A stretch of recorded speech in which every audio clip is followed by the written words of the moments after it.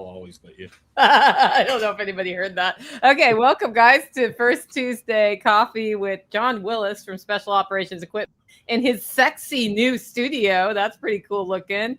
Also, Jack Spirko from the Survival Podcast is in his sexy new studio. I'm Nicole Sauce from Living Free in Tennessee in my sexy Stame studio that's been here for a few years. The reason this studio exists, John, is because you're like, you really ought to paint that wall black and get a better sign and blah, blah, blah. And I was like, okay, I'll paint it black. And then I went to the store and I chose the wrong color black, and they informed me I needed this other color black, which I was like, fine, whatever. Who told you had the wrong black? I don't know. I was like, I want this color black. And the guy goes, what are you doing with it? I'm like, painting the wall behind me. He's like, every other YouTuber I know uses this color black. Tricorn black is what you. So the guy at like the middle between where you live and Nashville Home Depot is the expert on influencer black. Yes. Yeah, that's fucking awesome. Yes. What are the odds he would be there just when you needed him? That's I know. Yeah, we drove all the way there to get our paint too. Yeah. Not really. Man, the best person I have dealt with at a Lowe's or Home Depot in probably the last 6 years was about 2 weeks ago at a Lowe's here in Paris. And I just took it in there, and they have that little machine where they can just look at whatever it is you want to color match. And man, this kid was so on it. He showed us how to use the machine. And I said, could you do this if the machine computer went down? Could you still do this? He's like, no, we used to have to mix up potions and powders by hand, but he knew all about it. Like we should actually interview that kid about how they make colored paint, because he knew all of his shit, or at least he tolerated all of my questioning really well. Yeah. Well, that's good. Where I lived, you could donate all your unused paint, and they figured out how to analyze it and create like 4 colors of recycled paint. And then that was sold at about half the price that you get at the store. So I will admit my Portland, Oregon home is recycled paint beige. Recycled beige. Right before I sold it, I'm like, we're doing recycled paint beige as our color. I've been doing that recycled industrial military green, that all your big power hammers and massive equipment, it seems to all be green. It went from like green to gray, and nowadays it's all white. I've been looking for one of those metal desks that everybody threw thousands of them away, and I finally got one, and it's green sitting over here. Cool. I wonder what Jack's scrolling there in the background. I'm looking for topics for today. Oh, so here's the deal, guys who are in the live stream. Oh, I know. Radio Made Easy's here. Hello. When John talks to you in his factory at night, if you don't bring up topics, he ends the stream and goes away. That could happen today if you don't ask us questions. I saw him get on once. I swear he was on 5 minutes. He's like, okay, well, no questions. Bye. Click. And he was out. Well, it's conversation. By the time I'm doing a live, I've already been up 16 hours. Yeah. Like I've already talked to everybody about everything. And I just sit there at night, and sometimes it's very, very animated. And then sometimes it's very, very short. I mean, I could do a lot of other things other than do that live, because I really don't sell product or push product. We most of the time don't even talk about SOE specifically. Right. John did that once on stage. Yeah, he did. So John, you actually feature quite a bit more, I think, than in my new book. I did not know. I just knew that my name was in there, and I had mentioned it. And then you're like, actually, that's the first book. Yeah. Yeah. Yeah. You're in that one too. I mean, really brief mention, but you're pretty heavy in the second book. But what made me think of it is, you're talking about SOE, and I was listening to the virtual voice audio that KDP puts out today, and you are Sue tactical. According to Sue tactical. Tactical. I don't even know how you get Sue out of SOE. Man, I used to listen to audiobooks, and they would have narrators narrate that just didn't know the topic. So they'd be like 556 instead of 556, or and how you hear it and you're like, this is AI, man. They were doing and a lot of stuff that is AI. The first 5 minutes is really good. Yeah. And then after that, I think that the writer actually only listened to the first 5 minutes and made him fix all that. And he's just like, all right, let it go. There is a point, like What I've said about this with the books is the audio. I can't put a lot of time into it because you don't make crap for money on it as an independent. Mm-hmm. You don't make much. Like if somebody uses their Audible credit, they make like 14 cents. So how many hours can I put into the audio side of it? And the answer is not many. That's the way that works out. They'll get better. You almost need sponsors within your book. So that because people are lazy and they'll listen to the audiobook but won't read it. So how do you monetize that effort? That's interesting. That's a great idea. I'm going to steal it. Is that okay? Because my books have steal it. One of the truly genius applications of that formula goes back to a guy named James Talbot Stevens, who I met when I first started the show, and he was on his way out at that point, taking like one more pass around. He sold over 1 million copies of his book, and it looked more like a copy of the Yellow Pages than a typical book, and it was half advertisements.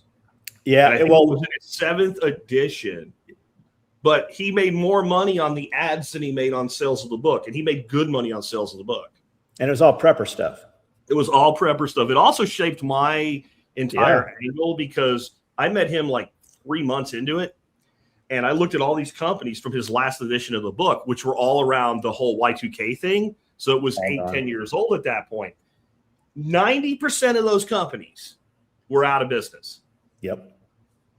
In 8 years, right? 8 years they didn't make it. And I'm like, so I can't build anything I do in this space on their model because clearly it's not a one-off. Like this is a consistent high failure rate. I don't think what you're doing has longevity. Yeah. So during Y2K, the 3 or 4 years running up to there, they had extended so much credit to all these companies extended credit, especially the magazines.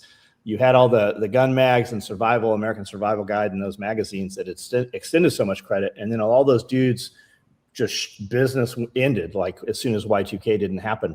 And they had no way to have that revenue coming in. And that's how Nabisco and some of those other companies ended up buying American Survival Guide and all the gun publications, and then they shut them down.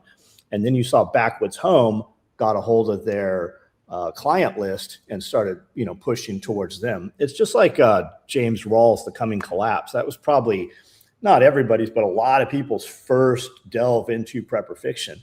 And as you listen to it now, you're like, all this is just, pushing, friends' products or, products that he had in his head. But the whole thing is just, just talking about all these products and shit and not as much, storyline.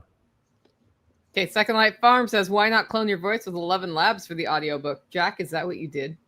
No. And the reason is that it's like the whole free trial thing goes away when you have 130,000 word book. And you have to pay for that compute, and the cost of doing it, not counting the time, it would be about $2,000 for the second book to be audio voice clone with my voice. And again, if I could break even on that, I might do it, but I don't think that I will. And I don't think that the time it will take me to do it won't, that time can make me money, much more money than it will putting out an audiobook. The other side of this is, I've been doing an audio show for 18 years, and all of you keep asking me, write a book, write a book, write a book. So you write a book, and then what do people say? I want it in audio. John wants it in audio, right, John?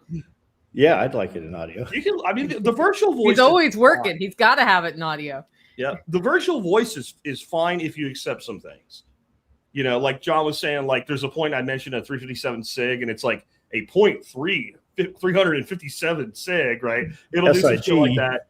Yeah. For some reason, the best voice that I can pick out of the group constantly leaves the S off the word lead. If you say leads, it just says lead. And it will occasionally pronounce the wrong flavor of like a homophone. Like if you write read or read, they're spelled the same way, and it gets the wrong one. But overall, if you want to listen to the book, you can. Yes. Or you could upload it into Notebook LM and have a podcast made about it. Oh, that's happened. A lot of things have happened with that. I've been doing that with mine by copying you, because I just apparently copy you two and do the things. I think authors are underutilizing AI because Yeah. they see it as like, they just write for you. Well, if you do that with it, sure. But like I take Notebook LM and I create a debate and make one of the hosts attack the ideas and the other one defend the ideas. And then I listen to that and then I refine the chapter. Like using AI as a critic is probably the best tool you have. Like your friends will never bluntly tell you, look, bro, your shit sucks. Right? They'll always try to soften it. AI, like if you tell it to be brutal, it's just like, okay, this is garbage. Nobody's going to read this. This is total crap. You screwed this up here.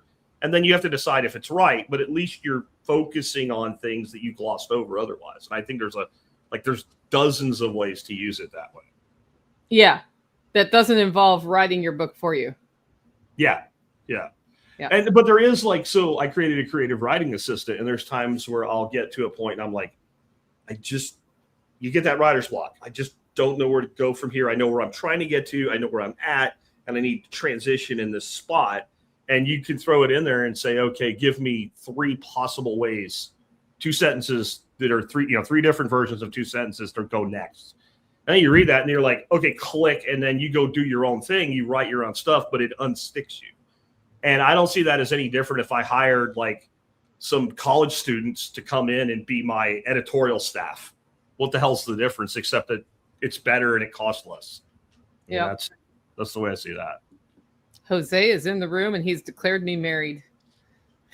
Mrs. Nicole. That's a Southern thing, man. Mr. or Mrs. first name. Miss.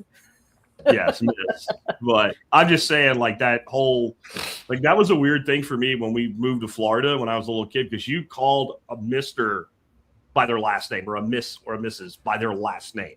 So it's Mrs. Smith, not Mrs. Danielle. Like that just was weird to me. Yeah. Okay, we got a question in from Kiri. Hi, Kiri. Good to see you on. I got to catch up with Kiri yesterday a little bit on the phone. Have any of you heard about folks growing crops in open air having problems this year? We are having a lot of field failures up here in Northwoods. All farmers using hoop houses are good. Is it big farm or is it gardens included in that? Is it something chemical wise, or you think it's something coming from the air? Obviously, you think it's something coming from the air. You think that it's insidious or it's crop overspray? Like, what do we think that is? I haven't heard about widespread failures here of open air versus covered. But people I know who are doing conventional versus organic are having more of an issue. So the conventional is failing more this year. That I can see because they're creating their own self-fulfilling prophecy there. Personally, I have never had a year as good as this year. Same. I mean, with no attention. Never had I need to bring in the mango squash of the year. I've literally, honest to God, Nicole, got a Trombocino that the neck is, I cannot get my 2 hands around it. And it's about 4 foot long. And it's got a ball on the end the size of a basketball. I've got those Indian snake beans, which I never even get any until fall. Like they survive the summer and then in the fall they start producing. I've got them hanging everywhere, freaking 4 foot, 5 foot long. I accidentally weeded mine. I've got freaking jalapenos this year that are like half the size of a beer can.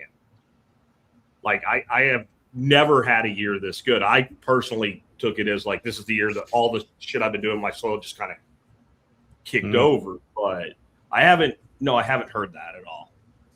So Kiri says all growing, small and large, weather and stunted growth are common across our area. I'm wondering if she's getting overspray somehow. Where are they at? Wisconsin. Oh, yeah. I'm wondering if it's like we've changed our herbicide in the area or something.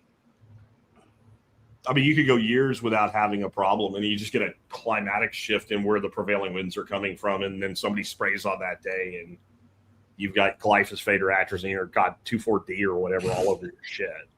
And that sounds like an herbicide reaction to me. Yeah. Yeah. Stunted growth. Like that's literally how herbicides kill, is they create like rapid unchecked growth that also is stunted. Like the plant literally grows itself to death. Sounds an awful lot like cancer, doesn't it? Yeah, it does. Just saying, like maybe we shouldn't be doing that shit, but maybe. I can tell you the food in Europe was amazing. They don't do that shit. Yeah, their food's great. Their air conditioning, however, not so good. That's true. That I call her Euro Karen van der Leon, the head of the ECU, basically their central bank president. She put out this whole thing about, just set your thermostats if you do have air conditioning to like 78 or something, and open the windows and blah blah blah. And we at our office, we don't have air conditioning at all, and everybody. But it turned out that like she's on like floor 10, and then there's like a 14-story building they work in, and floors 10 through 14 all have fucking air conditioning. But all the heat rises that work for them on floors 1 through 9 have no air conditioning. So it's like nothing new at all under the sun, right? The air conditioning for me and not for thee. Yeah. And I find somebody proposed something, and I'm always the guy that says not everything's a conspiracy theory, but sometimes it is, right? And so like the thing that they floated is like Europe has like this huge social welfare system to which pensioners are just a drain. So if you just say you can't have air conditioning because you'll kill the planet, the people that die are old people, and you cull the number of pensioners you have to pay. Yep. And I'm like, it might not be intentional, but I doubt they feel bad about it, because it is older people mostly that die from heat. Or get them to take a cocktail of some sort that affects elderly people. Put out a thing that's a bad cold for most people. That's what I'm talking about.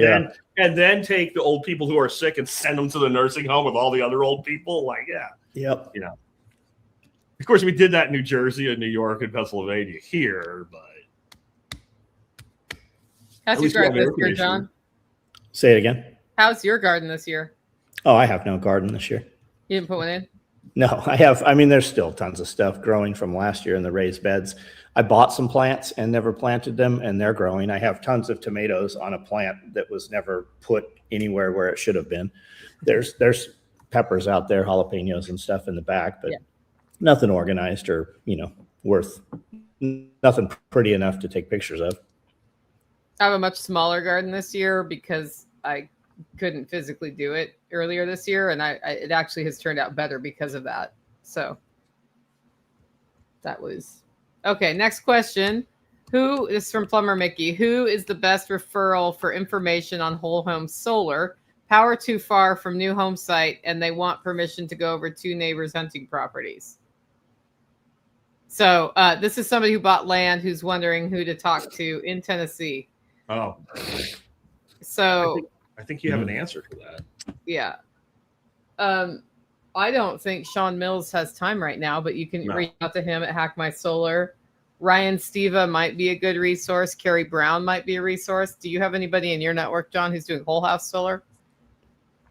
I'd reach out to Tad. He's not doing. He'll do it. Tad's good. That's not his thing, though. But Tad will probably know somebody that does that. Yeah. I don't know who Heartland Family Designs worked with, but she had solar put in, I think. Tad does tons and tons of videos. He's got the dumbest name in the world for his YouTube channel. It's Taddy Digest, which says nothing about solar or AC. I tell him that all the time. But he puts out tons of content. Brandel films for him once a week. So the videos are good, and there's information is there for sure. Maybe Tim, Regenerative Orchards. I know he does a ton of stuff. He's doing that entire orchard over there at Tad's place, so he probably has a little insight into that as well. Cool. Mickey, hopefully that helps you get going. Heartland Family Design says, I'm having a ton of fungal issues. My mullein is actually flowering its first year. Tons of them are across the country. I think that's there's mullein everywhere right now. Everywhere has mullein. Harvest it and dry it.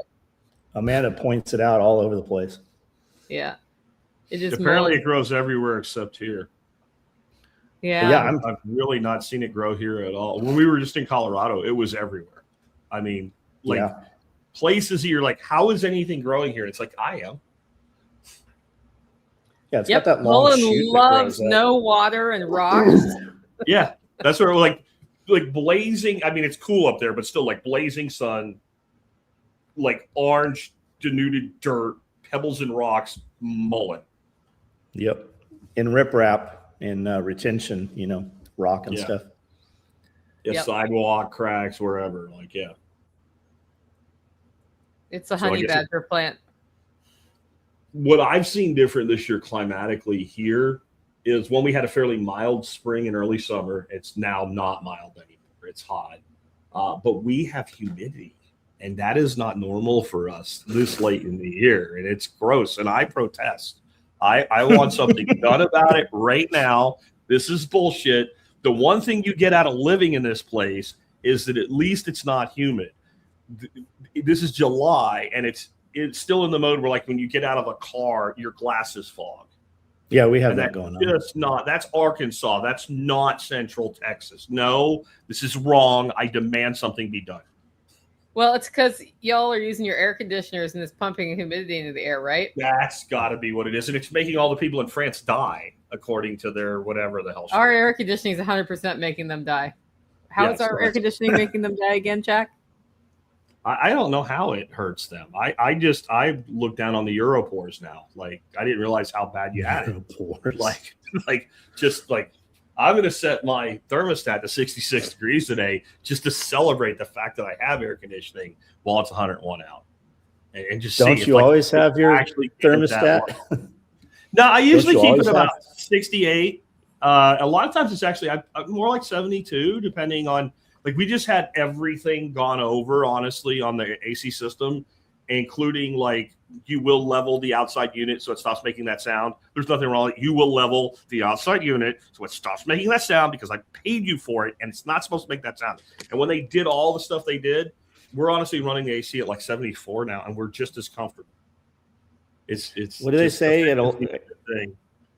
They say AC can only lower the inside temperature 8 degrees. Maybe I have 8 in my head for some reason. 20? Which just tells me that you should always run your AC, because if I get my room to 60, in theory, by your equation, I should be able to lower it to 52 also. Yeah. I do believe in not, like, this thing where people, like, they leave their house and they set it on like 84 when they're gone. And then, they set the automatic thermostat to like an hour before they come home to drop it back down to whatever their comfort level is.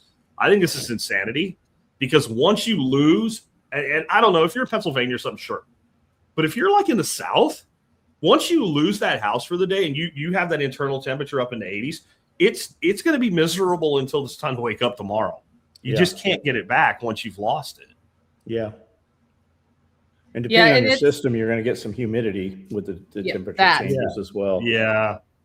Yeah. I mean, I do turn up in my other house, like from 72 to 78. If it's going to be days. Look, somebody says we're a week late for our first Tuesday. Yeah, that's not true. That's not true. You need a calendar, bro. Your calendar's broken. It was first Wednesday. Wednesday was the first. Yeah. We are a month late because of me. 100%. Well, John and I had a first Tuesday without you, Jack. Oh, I didn't know that. It's the best first Tuesday we've ever had in history. I see. I was like, well, let's go. He's like, sure. It was a fun chat. I'm glad you guys did. I didn't know that you did, but I'm glad. Yeah. Like that. I mean, why wouldn't we? I think you should. And it didn't make any sense to me. Like, by the time I got back, it would have been like a third Tuesday. There was two, and we'll be back in 2 weeks. Yeah. Well, next time that happens, if I have more notice, I'll get a surprise person on that John doesn't know who it is. Yeah. Spherical replacement. We know it might be a Nicole replacement. I mean, you could go somewhere too, but I know it won't be a replacement. There'll never be an alternate for John, because John never leaves. He doesn't go anywhere, so he will always be here. He's always running that factory. I just opened StreamYard one time and he was just sitting there. Just wait until next week. Just 30 days. It just runs. John's the only person I know who runs a sweatshop that you have to put a sweater on to go inside of. We have a cold sweatshop. You have a cold sweatshop. I love that, though. That's another example. Like, John's like, I have a warehouse with the thermostat on 68. Like, yeah. We put a lot of insulation in. When we built it out, there was a lot of thought put into it. Like the downstairs main area, the garage is very, very undergunned on AC. but basically we have a box inside a building that is, I don't know, 65 feet by, I don't know, 6,000 feet inside. And we have that insulation on that wall. There's an air barrier of 8 inches. And then there's the outside wall, which also has insulation. And then the ceiling to the upstairs, that's 12 inches. And we put sound abatement, but I had them double that. So there's twice as much sound abatement up there. So it's basic. The inside, we can have it at 65 degrees with 105 outside, turn the AC completely off and come back in Monday. And there's only a 5-degree gain. The garage is much hotter. Upstairs is much hotter, but that box, that manufacturing floor, it stays within 5 degrees in a couple of days. And that tells you what insulation is worth in Tennessee right there. For sure. Yeah, absolutely. Yep. Okay. I've got a quick question about hydration. In Phoenix, temperature is supposed to be 115. What's the best hydration drink for this heat? I use Redmond's makes a pre-workout, and they make a electrolyte salt replacement that has caffeine. They make one without caffeine, and that seems to work really good. I know we've had guys come in just completely wrecked from being outside, and as soon as they take, immediately it like completely changes them within less than a minute. You see the difference in them.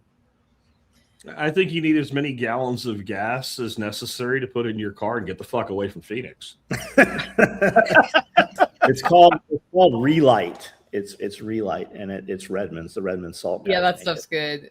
I don't think any of the like Gatorade-y things are necessarily where you should be going personally, because it's a bunch of crap. Also, habits are important. Like, what are you doing to stay hydrated by having regular intake of hydration? And how are you keeping the sun from hitting your skin directly when you're out there and stuff like that? So, but also what's happening is you're processing so much water that it's sucking vitamins out of you, and you need to think about how to get those back in. And then, of course, the salt. So salt is important. I would say, like, if I was dealing with that shit, I would be, if I have to be outside, I'm wearing a Camelback.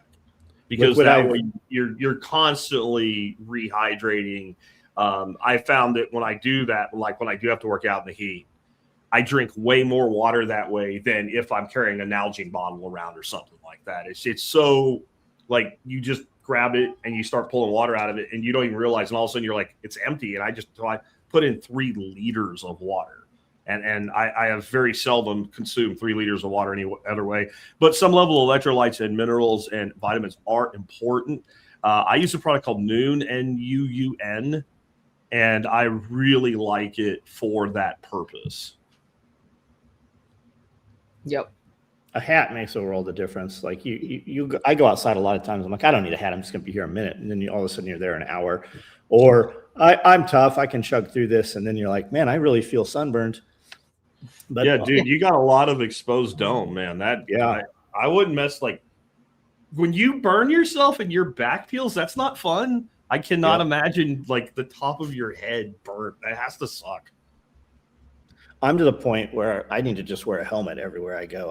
I bump into so many things or cut myself, and I've had so many staples and sutures. My scalp's pretty thin. I really should just walk around with like a ProTech helmet or a bump helmet or something. I bet you could 3D print one.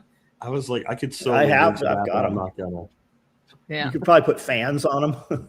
Yeah, built-in AC, John, like crayon holders. Yeah.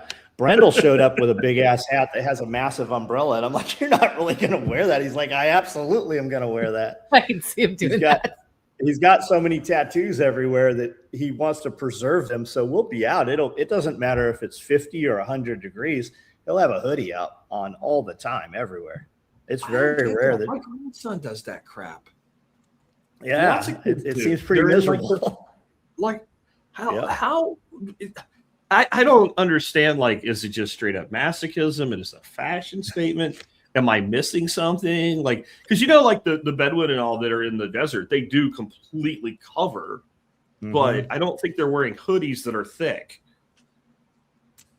Yep. They make I've seen the hats with the solar fans. I've seen the water things. You used to see those at water parks and amusement parks where they have them in the lines. They have that built into a backpack where it just kind of mists in your face. I bought one of those things you put on your neck with the little evaporative fan in it, and then I threw it away. It didn't work. Yeah. I like the one you could put in the icy water cooler that's like a bandana. Yeah, that works really well. for not long, but it does work. Yeah. Depends on what kind of heat you're in. Okay, question. My thoughts, or any thoughts on the U.S. intelligence reporting that Russia may push into Poland?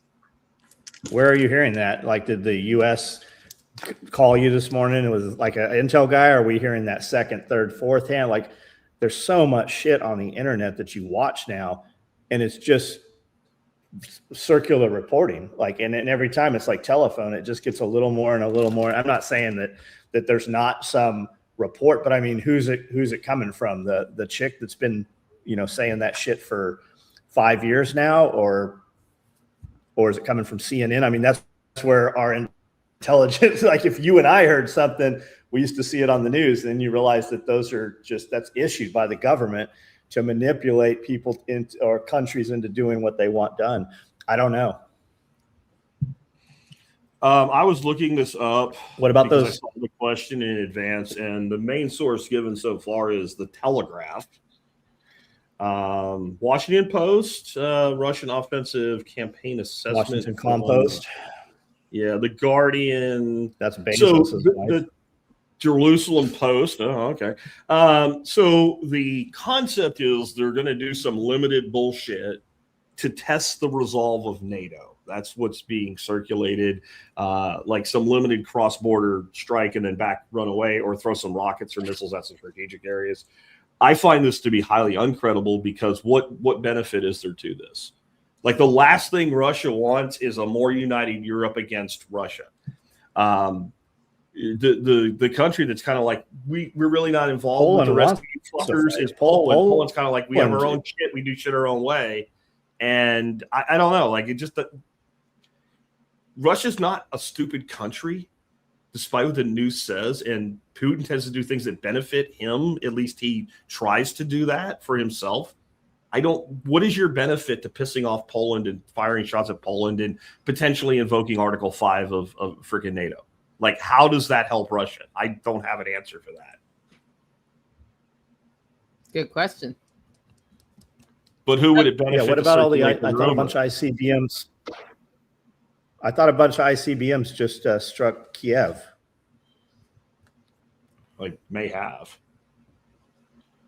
Like, in wars, countries shoot at each other, but that's Kiev. That's not Warsaw, right? Like why would Russia attack Poland right now? Like, but my other question then is, who would benefit from circulating that rumor, or who would benefit if somebody made it look like that happened, Good question. I got a prepper question in. Keep the questions coming, guys. Please. My area of Ontario used to be free of tornadoes, but that's changing. What should we know to prepare, and what's the difference between tornado fear and real day-to-day reality? I understand the second half of that. You're talking about Ontario in Canada, Ontario? I assume that's Canada. Yeah. Man, so they're getting tornadoes now. How do you prepare? What'd you say, John? I've never thought of Canada having tornadoes. Yeah. Yeah. I think I'm trying to what's the frequency of this? And it doesn't look like it's like, so we had a tornado or two, right? So like, is it really a thing? Like, where I live, we have most years enough tornadoes to where you get kind of tired of tornado warnings, right? Like, we live in true tornado alley. A lot of Tennessee is that way too. Tennessee actually has the largest number of people killed by tornadoes every year because it's such a daggone long east to west state. I bet you if you took the total number of tornadoes that occurred in Ontario and factored them in against the odds of actually being hit by one, that the odds would be so infinitesimally low that you would find something else to be concerned about. Though awareness is still a good idea. Basic tornado protocols are, where you live, you may actually have basements. If you go in a basement, you have like a 99% chance you're going to be okay. They always tell us to do that here in Texas. And what's the problem with that, Nicole? Go to the basement when you live in Texas? Stone. We don't have any. There's Right. no basement. Like, it's not just where I live, right? Like, Yeah.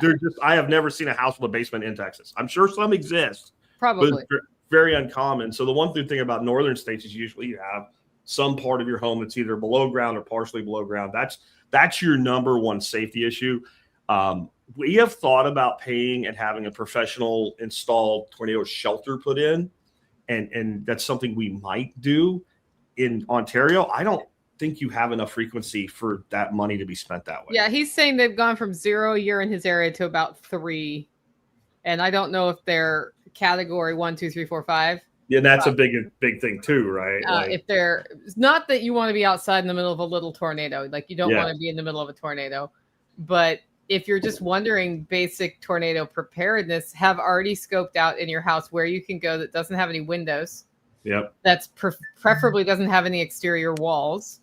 Make sure it's stocked with food, water, some sort of radio comms in case you get stuck in there. And then have a weather radio or something that can alert you of when there's a risk. And then sanitation, by the way, in that room. My room's a bathroom, so it's got a flush, which is nice. Yeah. But that's the basic level. If the fear of tornadoes is your problem, I was just talking to Jack about this. Like the news has people we had Sonny Pazikas talking about sympathetic versus parasympathetic states. It's putting us in a constant state of fear, and reaction, which is sympathetic, which is not what you want to do. So addressing the mindset of fear of tornadoes is much more important. It doesn't mean go out there, as I said, in the middle of a tornado and be like, come and get me. But the reality is you're probably not going to get hit by a tornado. Having some amount, like base level of preparedness is important. Communications is important. But if you're in constant fear of it, what are you missing in life? Yeah. While you're afraid of that all the time. It's like when you realize you're mortal and you're going to die and you go through that phase in your life where you're like afraid to die. If you never get past the afraid to die, you miss your life. And how sad is that? Well, it's the fight or flight. And when you're in that situation or that state, you cannot get rested. You cannot be restful. You do not have recovery of any kind.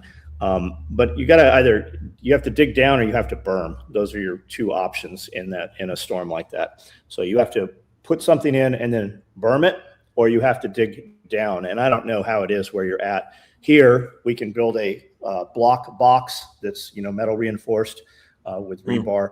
We can assemble. I mean, you can get storm a pack. They'll flat pack them. I think even you bolt them together, and it's a steel room. Or we cut a hole in a concrete slab and they put a box in there with flanges, and then they anchor it in and chemically anchor it.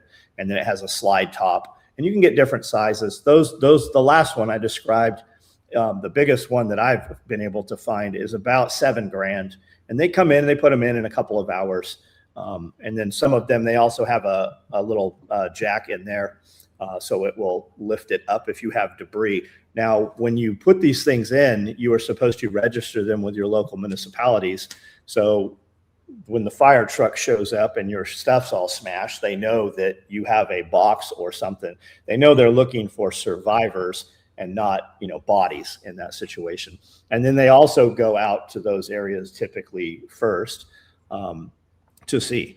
So you just need to look into storm shelters. Look on Marketplace in your area. I don't know if you have that up in Canada, but if you look up storm shelter in Marketplace everywhere here, you'll see tons of options on what's available there. Home Depot and Lowe's even sells them and subs them out, and they come in and put them in. Yeah. I'm going to say this is overhyped bullshit, trying to scare people in Canada after doing like 2 minutes of research while John was talking. It's not a higher than normal season for tornadoes in Ontario right now. 2021 had 56. 2024 had 60.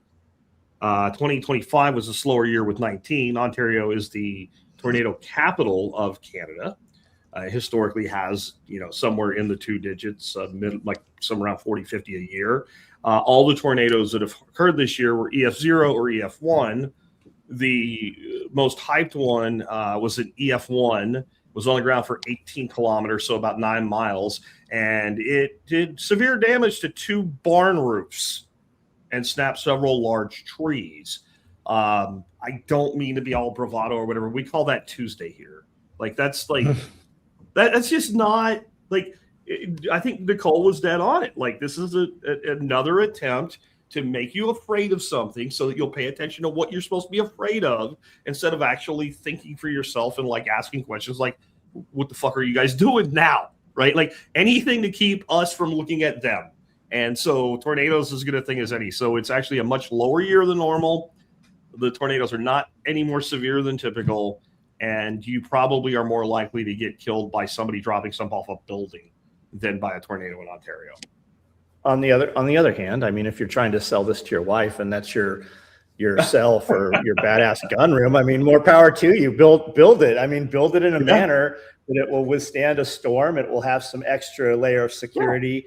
If this is your forever house or whatever, I mean, more power to you, man. However you want to do it, you could have a lot of storage inside there, and a bunk bed, and a little portable shitter in there, and awesome.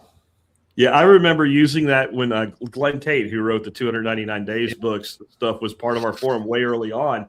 And he was like trying to get this bug out location at this lake with this cabin, and it was off grid. And he's trying to sell his wife on it. I'm like, stop saying bug out location. Tell her it's a vacation home. Yep. Right?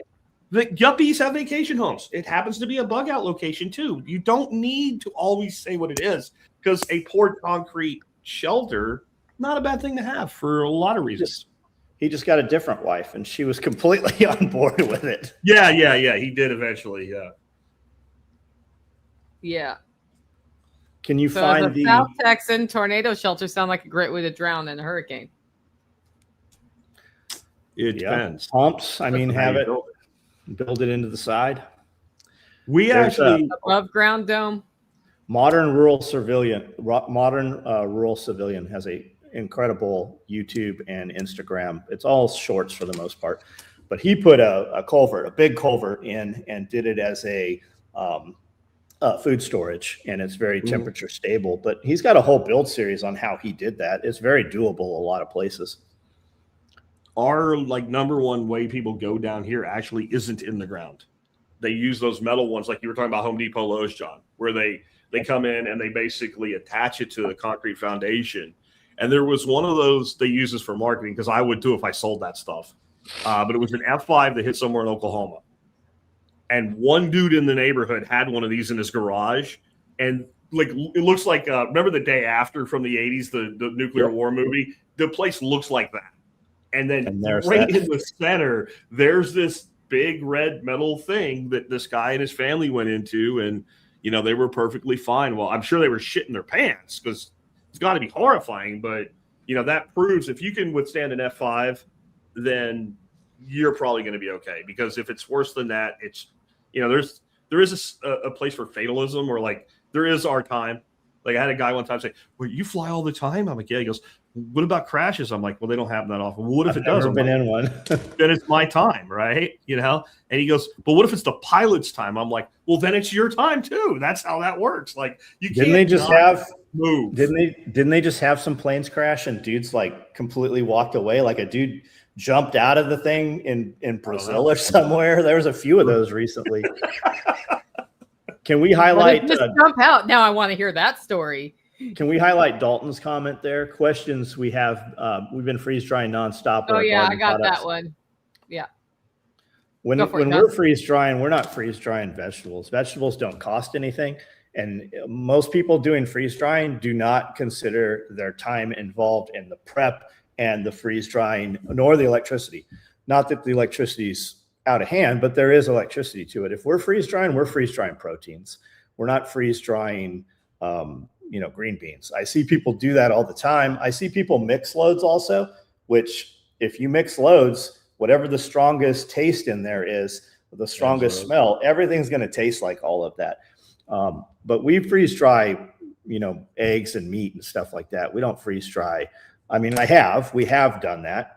But if you take your time involved, especially any of our people's time, the time to chop up and put strawberries in a freeze dryer, it costs way. I can buy them cheaper than pay the labor to have it done in my kitchen here. Yeah. There are some exceptions though. Like I would say, if you've never had freeze dried snow pea pods, they're a pretty damn good snack. So like if you know why you're doing it, I guess I personally haven't gotten into the freeze dry thing because I did the same math you're talking about, and unless I was like processing my own beef or something, economically it doesn't make sense for me. Angie, I mean, most people that do it, what are they doing? They're freeze drying taffy and shit and making money off it. Angie did asparagus, and I would never have bought that, but it's good. I ate. Holy shit, it's really good. It's she sent me some. Yeah, I'm trying to help her find a niche, and that's one of the niche angles, to be low carb and like a crunchy snack. Because has she given you any of the cream? Yep, yeah. The heavy cream. Yep, I have them on the counter in here. Those are so good. The challenge with that has been shipping. So she just tried a new formula for shipping, and it worked much better. The first round, Nicole, that we talked about at your place, when it showed up, it was like all crumbles. Powder, yeah. I don't know why it wouldn't hold. It doesn't make any sense, but it just. I think it's shaking around and that freeze dry stuff. So what I do for Mylar bags is put them in plastic bins, and the only reason I'm using Mylar bags is my hiker meals. So I'd rather have stuff I like. Or if I'm in a car, or if, as John says, it's a protein, but my goal is not to store it for 20 years. It's to have it in my regular cycle of food that I'm replenishing. And then my other way is vacuum sealed in a jar. So this is bone broth. Okay, cool. Like John, I do freeze dry some vegetables that I could take afterwards and turn into a meal, but I don't just use that as my method to store broccoli for the winter, because I could just as easily throw it in the freezer. It's going to taste just as good, and there's no point in doing all that work and using all of that power unless I don't have a way to put it in my freezer, and then I'm storing more than we can really eat here. Yeah. You guys need to check that too. Everybody buys stuff and then puts it in a room that they don't frequently go to, or puts it in a closet somewhere. You will have mice. Like the Mylar protects the food. You have to protect the Mylar. The bucket is to protect the Mylar. The Mylar is to contain the food and keep the oxygen level low, or however you're doing it with displacement of nitrogen or whatever. You will, I promise you. You live. I've never had a mouse. I've never seen a mouse. You will have mice show up eventually, and if you're not constantly looking at that, it's too late. By the time you see a mouse dropping, they're in that shit. Like they're in there, and you better plan for it. Once they figure out that there's shit in there. Yep.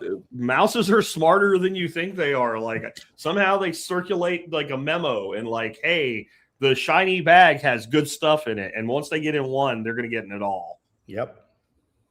We have gone to like all of our feed we keep in garbage cans, like for our birds and shit, because once they figure out to chew a little hole in the bottom, then it's on. Yeah, we keep them in those brute force Rubbermaid containers. We keep all of our bags of feed at each location where we're feeding. We've had mice get in there last year, finally chewed through that. And once we took and patched it up with hardware cloth and 2-part epoxy, but you gotta control those mice. By the time they're chewing on shit, there's hundreds, if not thousands of them. Mm. And you don't know it. You just think they're not there. I promise you they're there. Yeah, and they can eat through your plastic bins. Like I keep my plastic bins where the mice aren't, and they're in a regular rotation, so I can keep an eye on things. If I was trying to keep them from mice, I would do metal of some sort. But even a metal garbage bin, that lid's got to go all the way on. Yeah, but they don't get through galvanized. No, it doesn't work. That's got to hurt trying to do that. Yeah. Yeah. So Second Light Farm says, I've had mice literally eat through 5-gallon buckets. Yeah. We have too. Rats will chew through concrete. They'll chew through glass. A rat breeds every 1.3 seconds. One male, one female rat. You will have almost 2 million rats exponentially within a 12-month period. Mice are not as bad, but they do. They produce.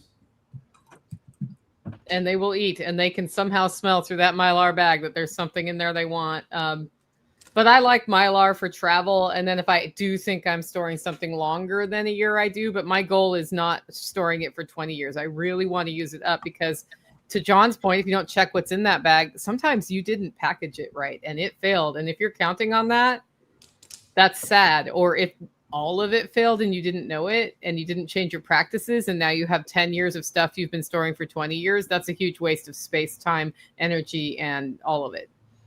And then when you're doing more bulk, you can put it in IBC totes. They'll chew through IBC totes also, though, eventually. Yeah.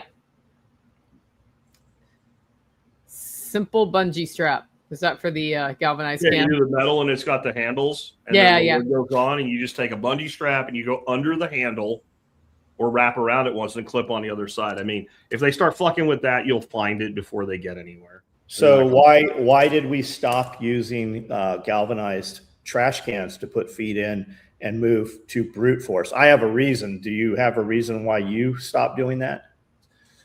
Because I had 2 of them and I only had 1 galvanized can. The other side is that the brute forces have a perfectly designed little trivet thing with wheels on it that fits on them perfectly, and it makes it easy to move them around. So that convenience is helpful. I have never had breach of one of those though. And yeah, so our issue is condensation, John. So the reason I stopped using them is the handles are separate from the lid and they are pressed into a slot in the lid. They leak. You will go out and over time I would open them up and my whole feed would be full and soaked, right? Okay. And it's only recently we were at Walmart. I mean, this has been like the whole time I've been in Tennessee, 15, 20 years, these things leak.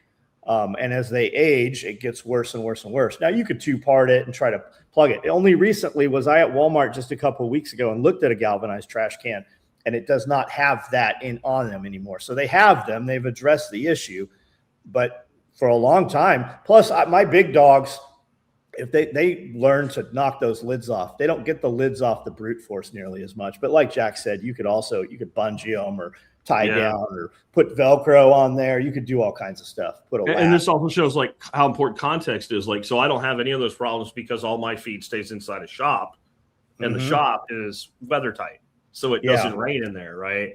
And then I have this big orange critter that eats anything that goes in there. And so he murders mice and rats. That's his job. Yep. He's on the injured reserve list right now, though. He's in the house. He got in a fight with another cat, it looks like, and he had pretty serious injury to his leg. So we've had him on cat quaaludes recently, but he'll go back to his post soon. Yeah, we keep feed on pallets inside the feed house, and then we stage it at each station where we feed every morning. So there'll be a layer pellet and a scratch. And I have 5 of those locations. And then I have another one where I have 2 locations where rabbit feed are. Yeah. So some of it is out in the weather. And I get why you do that. You have a lot more animals than I do. So I feed in one location every day and it's 10 steps from the shop. So, and well, the long-term time savings of staging your food like that are huge because you can just blow through and take care of everybody. And then you do have to occasionally refill them. But, it does make it rather than having centralized location and moving it around.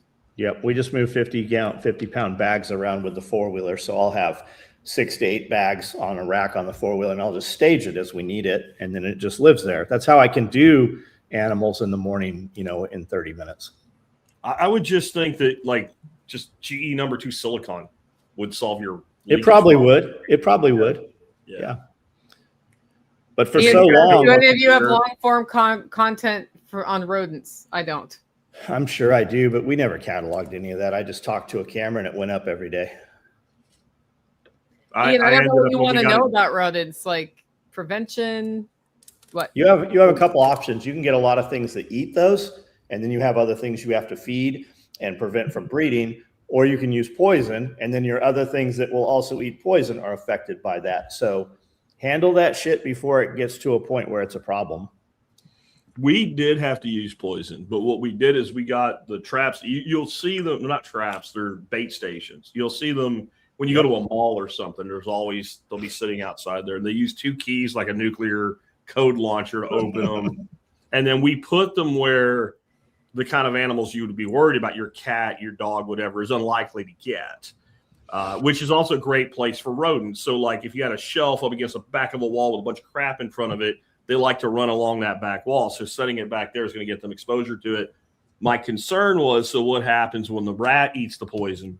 Yep. And then the rat dies. And then the animal finds the rat and eats the rat. And the answer to that was, unless they're going to live on them, it's not going to be a problem. The active agent in the toxin that we use is actually a medication called heparin. which is thinner. something to keep your blood. It's a blood thinner. And by exceeding it, basically they bleed to death internally. And the amount necessary to kill a rat is very, very tiny compared to, let's say, a 50-pound dog or something like that. And then I also kind of figured out that they don't really have a lot of interest in eating them once they're dead like that, because they kind of mummify, I guess is the way they look when you find them. And the dog would throw them around but not eat them. So I don't know. It's like a jerky toy at that point. Yeah. And we only had to do it for like 2 months. And then what I did is I monitored the bait stations. And like when I first put them out, like the bait was gone in 2 days. And then the bait was gone in 2 weeks. And then a month would go by and they are still bait with no. So then we just stopped doing it. So we only did it when we had a critical period. And that was in the handoff from one cat enforcer to another cat enforcer. Yeah. And we didn't replace him. And you didn't realize how effective he was until he was gone. Yeah. So there's a cat cycle here that we've just been on. And when my best mouser retired, which was about a year or two before he died, we had the worst year of mice and rats I've ever experienced in 19 years on this homestead. And I didn't know why. I was like, why all of a sudden? And then I realized you other two aren't out there killing mice. You're like hanging out in my house. Yeah. Sleeping. Our latest bottle baby kitten is actually a really good mouser. So that's good. And she's also a good chipmunker.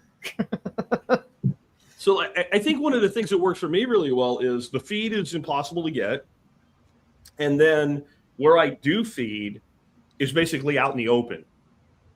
So any critters that want to partake in that feed, they have to run the gauntlet of being out in the open. So what I just use a cheap one of those folding like tables you get at Lowe's or Home Depot, like that we use for the washing stations and all. And we put the feed under there so that when it rains, it doesn't ruin it. And that gives them some shade and all, but there's no cover where we set that. So critters have to go through a field in the open, and they're much more likely to get eaten by a dog, eaten by a cat, eaten by a hawk. And they also know that, so they're a lot less likely to do it. So we're not feeding them and refortifying them when we do that. And then I also feed really early in the morning. And my hope is by the end of the day, the feeders are empty. So then there's not that nocturnal feeding going on. And we take all the crumbs now that are in the bottom of the pellet feed, and that goes in the worm farms. So instead of leaving that dust there, because rats and mice will eat it, and the ducks never will. It will just build up into a pile that deep, and they won't do it. We feed it to the worms and turn it into compost. So there's not a lot of feed for them to get. I think that's like one of your things you can do is make it not friendly to them. Something else to think about. Everybody wants to talk, rabbits, especially when they're starting. KW Cages makes very nice cages. They're very expensive. And then you have cages you can buy from Tractor Supply. And you hear baby saver all the time, right? That's the thinner spacing so that babies don't fall through the bottom. I bought some cages from a lady local here. I think I got 12 of them. They're massive. I bought her whole rabbit breeding outfit. And those are all KW cages, and the entire cage is baby saver. And I thought, man, she spent thousands of dollars to get these things. What I found was mice cannot get through those, right? So all of her cages were set up with bowls inside. I'm like, man, this takes so long to feed these. Mice cannot get inside. I've got another 50 or 60 cages up top in my other rabbit area, and mice get in those J feeders. They go right through the wire. They stand there and eat, and they actually sleep at night inside those feeders where the feed is. I can go up there at night with a knife, open it up, and stab and literally kill like 10 mice just by hand almost every night. There's none down here. Also, something to think about with that, snakes cannot get in there. Snakes can get through that other wire and eat babies. Snakes cannot get through that. That baby saver wire, it saves babies from snakes more than falling through if the mom does a good job. But it's something to think about if you're doing this and you're preparing for end times or whatever. That stuff right there, nobody talks about that stuff. And that'll keep all the snakes out. It'll keep the mice out. You're not feeding those mice. Where in my other area, there's mice all over. We see king snakes up there. And I actually leave them up there. Them eating a baby here or there versus the amount of mice that they eat is tons of them. Yeah. I have a love-hate relationship with rat snakes here because I love snakes, but They'll eat man, they'll whole eggs. eat some eggs. They will eat some eggs. Bro, will they? I think I have the potential to produce a world record Texas rat snake. I really do. Some of the ones that have come out of there, it's like, bro, you have to be pounding like 6 duck eggs a day. And this is an animal that needs to eat like once every 2 weeks. And they just, I mean, the girth on them, like, and they're mean as shit too. But the big problem is they stink. They so bad. Yeah, when you catch them or whatever, they just immediately like musk, and it's nauseating. It's so bad. Yeah, we've caught them with 6 eggs. We see them in the places where the chickens lay eggs other than nest boxes. We had something weird happen when we had all the quail over here. I would come in and the quail would be dead and just covered in slime. And that's what was happening. The snake would get in there, eat a quail, couldn't escape, so it regurgitate. And actually it ate 4 different quail each night in a row till we finally caught that thing. But yeah, they'll do that for sure. We had one take out a duck this year that was like a half-grown adolescent, and it couldn't do it. You could tell it was killed by a snake because it was, those rubber chickens the comedians used to use, like it was stretched out like that, and it had gunk like all over the head and the neck. Yeah, so it had made it up to about the shoulders, and at that point it like had to give up. It's like, I can't do this. We had a chicken sitting on eggs, and I was doing video every day, just showing her progression and lifting her up, and came out, and that's what had happened to her. Her neck was all stretched out, covered in slime. I have videos of all that on Instagram for sure. Olivia asked about hair sheep. Do any of us have any experience with hair sheep? Nicole definitely does. I have hair sheep. You can do St. Croix, Katahdins, whatever you want. You see a lot of mixes and stuff. But what you have, Olivia, very close to you is Dr. Barry, and he has 100 or so. He has St. Croix. That's where my sheep came from, was from Dr. Barry, Ken Barry. He's got a channel called OB Farms. And you should, if you're thinking about doing sheep, you should check out Shepherdness. And she breaks down all the math. She's done a ton of stuff with Joel Salatin. She kind of apprenticed under him a little bit, and they've done a lot of videos together. But math-wise, on everything she's done, and she's done cows and everything, sheep is her most profitable, and she breaks it down very, very well. Yeah, we love running sheep here. We are hilly where we are and rocky, so the fencing has been a challenging learning situation. We are doing an electric sheep fencing class in August here to show you how to run fencing in this particular Tennessee environment, including strategies for running like permanent lines that you can cross section over time, which saves a lot of time. But if where you are is hilly, sort of, and if you're closer to John, then it's a little less hilly than here, but you still will have difficult ground to put step-in posts in if it dries out, which I know it dries out there. Definitely look at that class. I know that the big question here being goats versus sheep, those are 2 different animals. Goats are even better at getting out of fencing than sheep are. They're particularly adept at it. But the bigger question is, which one do you like eating? Because if you're doing a meat production, are you doing it to make money to sell it? Are you doing it to eat? Are you doing it both?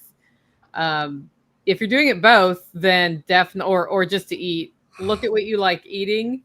Go out to somebody's farm and see how running sheep looks like. Budget 2 to 3 times the time you think it's going to take after doing that for your first couple years, because everything takes a little while for a learning curve. If you can apprentice somewhere, that's helpful. And then you're going to also want to learn how to do some of the basic sheep first aid sorts of things, or you could just let them die. That's fine too. That's a different approach. We have a line where if an animal, because we don't raise that many sheep, so losing one is costly to us. So we will intervene on an animal, but then that animal is going to get processed. That's sort of and it doesn't pass on its genetics. We actually have a flock we bought that has been a closed flock the whole time and came down with a disease that's not preventable and not curable called OPP, which basically had to be present in someone in the flock anyway. So we were we had to decide what we're going to do about that. Are we just going to raise them anyway or what? Well, with my survival of the fittest brain on, we tested everybody.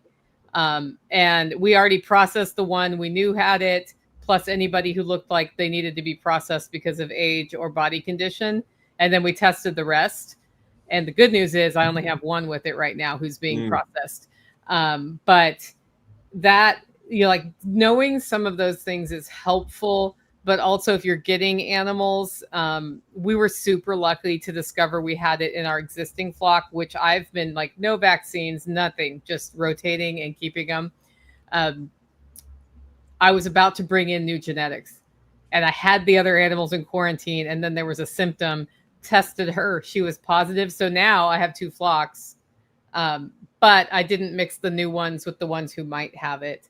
So also learning how to do testing. I learned how to do jugular blood draws this month so that I can pull the blood for the testing from my own sheep and not pay $30 to $50 an animal for a vet to do it. So that's probably more of a brain dump than you wanted. I will say this. We love what they do for pasture rehabilitation on our rotation. Spending more to source genetically strong animals like Dr. Barry's, if he's selling any, is totally worth it. And finding other sources to mix different bloodlines over time for genetic strength is helpful. John's sheep that are there at this point, he's been doing survival of the fittest, are going to be really strong genetically, I assume. And learning how to integrate it into your cooking is important if you don't already cook lamb. So just learning how to cook lamb is important. Like if you don't like medium rare, then don't do it. Yeah, she's got the property for it. She's got an actual Sweet farm they just bought. Oh, awesome. Just know that once you start putting animals on your property, things like travel get a lot harder to do. She knows she's a horse person, so caring for sheep is nothing. Horses try to kill themselves every time you turn around. Yeah. They are delicious. That one I took half of from your place, John. We cooked that leg here. Nicole stuffed it full of garlic. It was one of the best things I've ever eaten. Yep. There cannot be too much garlic in a leg of lamb. No, there's no way to do too much garlic, and you really got to try to use too much rosemary. You can't. You got to try. As Jack said, check out Greg Judy also. Shepherdness spent a lot of time with him and doing videos and stuff with him also. She's got it all in a package that's very, very present. Like if you wanted to start a sheep business, like any agriculture business, I would start there. Salatin's got everything, but she has it presented like as. Yeah, I really like her channel. Double star that recommendation, John. We've learned a ton from her. Okay, here's a question where my answer before showing you the question is why not both? Jack, you want to read that question for me? Is Notebook LM better than Chat? Should I switch? They do different things. That's like saying, should I play football or basketball? They're different games that involve sports, right? So what I would say you might want to do, because this is what I've done, is upgrade Gemini to where you get more power out of Notebook, and then maybe Gemini is your alternative to ChatGPT. But Notebook LM is a very specific tool for a very specific purpose, and it doesn't do a lot of the things that a ChatGPT or a Gemini or a Grok or a Claude would. So you could have chats with Notebook, but it's more like I put this material in and I'm asking about this material that I put in. So Notebook makes some really great like podcasts using AI voices, and there's a lot of different ways to use it. It also is great for building things like presentation decks, review decks, things like that, or infographics and things like that. But it just isn't, it's not the tool that an LLM is, but it does have a really slick integration with Gemini. My philosophy's been try them all and find out what they're good at and use what they're good at. Yeah. To me, like Gemini, I get better results from. GPT, I can customize easier. Notebook, I can do things with that neither do. I used to use Midjourney for graphics, and since right about the time of your workshop, when ChatGPT integrated their new graphics tool, done. Like that's it. It's everything that was good about Google and everything that was good about Midjourney in one place. And I think that's something that's going to happen for a long time now. Like you're going to have this methodology you use and this combination of tools you use. And then somebody is going to be like, you know what we should do? We should make our thing work the way that thing does, plus what we do good, and people are going to consolidate. And I think you're going to see a very similar pattern to what happened with search in the 90s, right? Like, remember Lycos, Alta Vista, Ask Jeeves, right? And we ended up with Google, and then maybe some privacy niche stuff, right? And then Microsoft changing its name every 5 minutes, Bing, MS Search, whatever. Alta Vista was the one until Google placed them. Yeah, Alta Vista was probably the best results. And there was one called Dogpile. And in the early days, Dogpile was really useful because it was a search aggregator, and it would search like all of the 10 top search engines and then aggregate the results. But that's when it was hard to find things, right? You're talking like 1998, you know? And some of these little ones like Hotpot, Lycos, et cetera, they weren't so little. They had freaking Super Bowl commercials. Lycos had a Super Bowl commercial. Ask Jeeves had a. Does anybody even know? Do these things even exist? I haven't even checked. And I think we're going to see that with AI. Maybe you'll have more players in the end, but I think there's going to be a lot of consolidation. And I think that's why everybody's working so hard to build the installed base, because once somebody really likes a tool, it's very hard to get them to move. It's hard to get somebody to switch bank accounts. Like getting somebody to switch something that has a lot of data plugged into it already, that's tough. Yeah. And I think that's the big battle right now, is to try to get that installed base and make as much of it as you can immovable. And then there's people that take our approach, Nicole. We're like, do you use Notebook? Yeah. Do you use Gemini? Yeah. Do you use Grok? Yeah. Do you use Claude? Yeah. Do you use GPT? But I think we're 1% of the users that move around like that. When I'm on Google just looking for whatever it is I'm looking for, the first almost half the page is paid ads. Like if I'm looking for a restaurant, fine dining near me, the first 4 things aren't anywhere near me. It's just there because somebody paid for it. But then I go, when I don't find the result that I want, or I think there's something more, I use the little AI, the Gemini thing up there, and it gives me a completely different set of answers. I've recently been looking for some large sewing machines that really don't exist, many of them. And when I asked a Gemini, you see it search through Facebook, X, Marketplace. It searches all of them and it finds them. And I'm like, now which one is closest to me? And show me photo. Like it does all of that shit. You just have to, and if it doesn't give you the answer, ask it backwards. Like the answer is in that thing. That's good advice. Ask it backwards.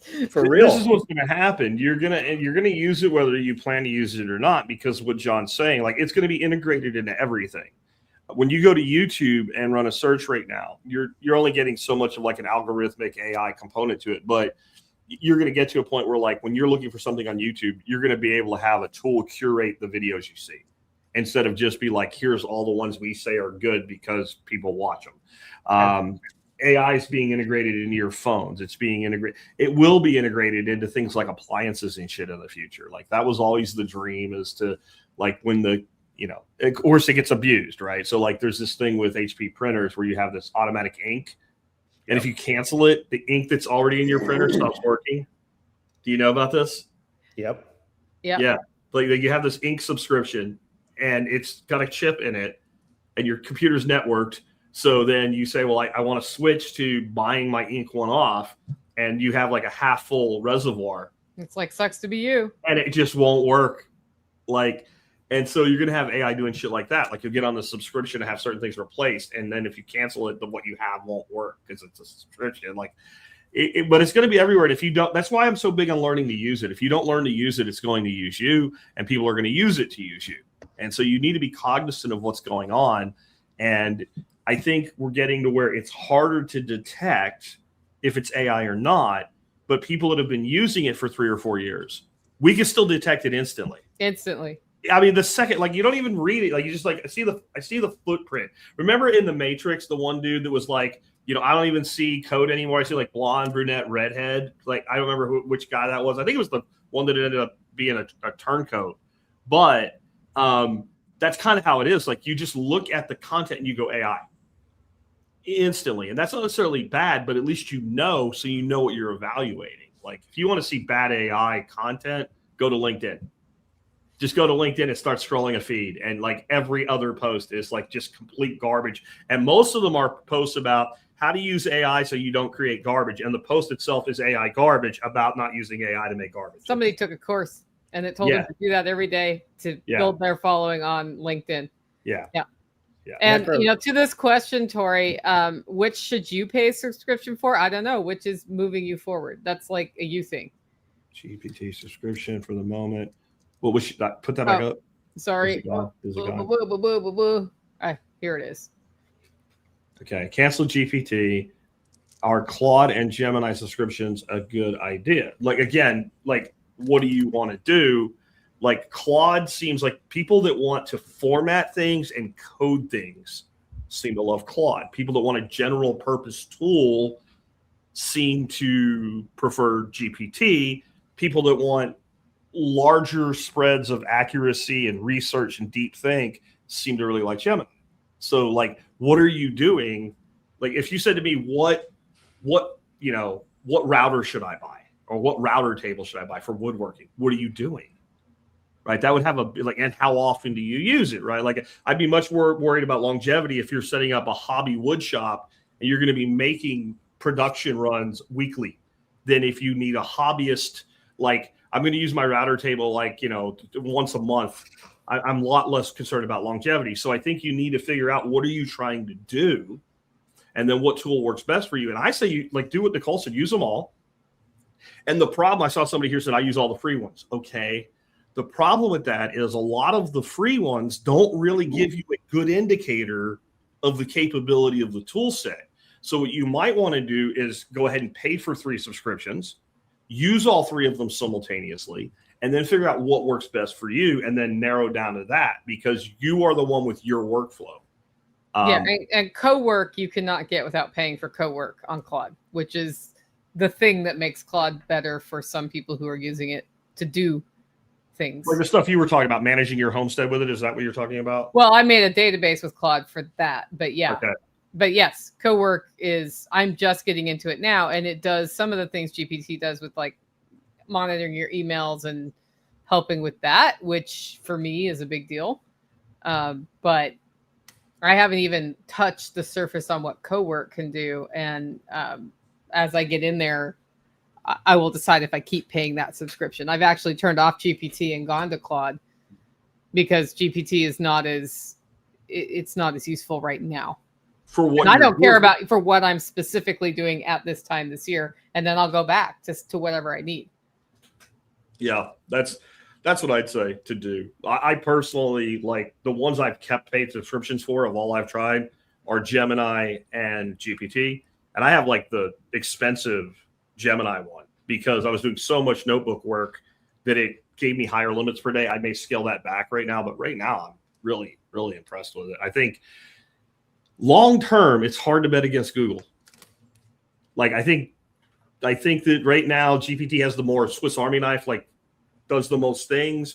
Claude is very niche, but long term, Google's got money and resources and people and programmers, and they're pretty solid on development. And so we'll see where it goes long term. And then somebody's asking about Grok. I use it too. I don't know. I don't find anything. I think the people that like Grok like that it's maybe a little less biased in certain areas, but that's really not what I'm doing for a living. So the fact that it's maybe less biased with climate change narrative bullshit doesn't really help me produce a better show or write a better book. Yeah. Necro Kitty says he or she has alpha-gal. Oh, I have another one up. I've seen several. I've seen several people saying and interviewing people saying that they have cured that or freed themselves of that. Zach from American Homestead, we've had him on. Met him several times. He's interviewed several people. So if you have alpha-gal, I would check out American Homestead and watch those interviews and then chase that a little bit if you're interested in it. I don't have it, so I haven't paid much attention to it. I think 2 weeks ago, he put a whole episode up step by step what their anti-alpha-gal prototype has been and how to do it and how to dial it in for yourself and who to work with on the medical side for some of that. And I thought it was really helpful. So, yeah. I remember Dr. Barry saying that in most cases, it does resolve itself over time, that it's not a permanent condition for most people.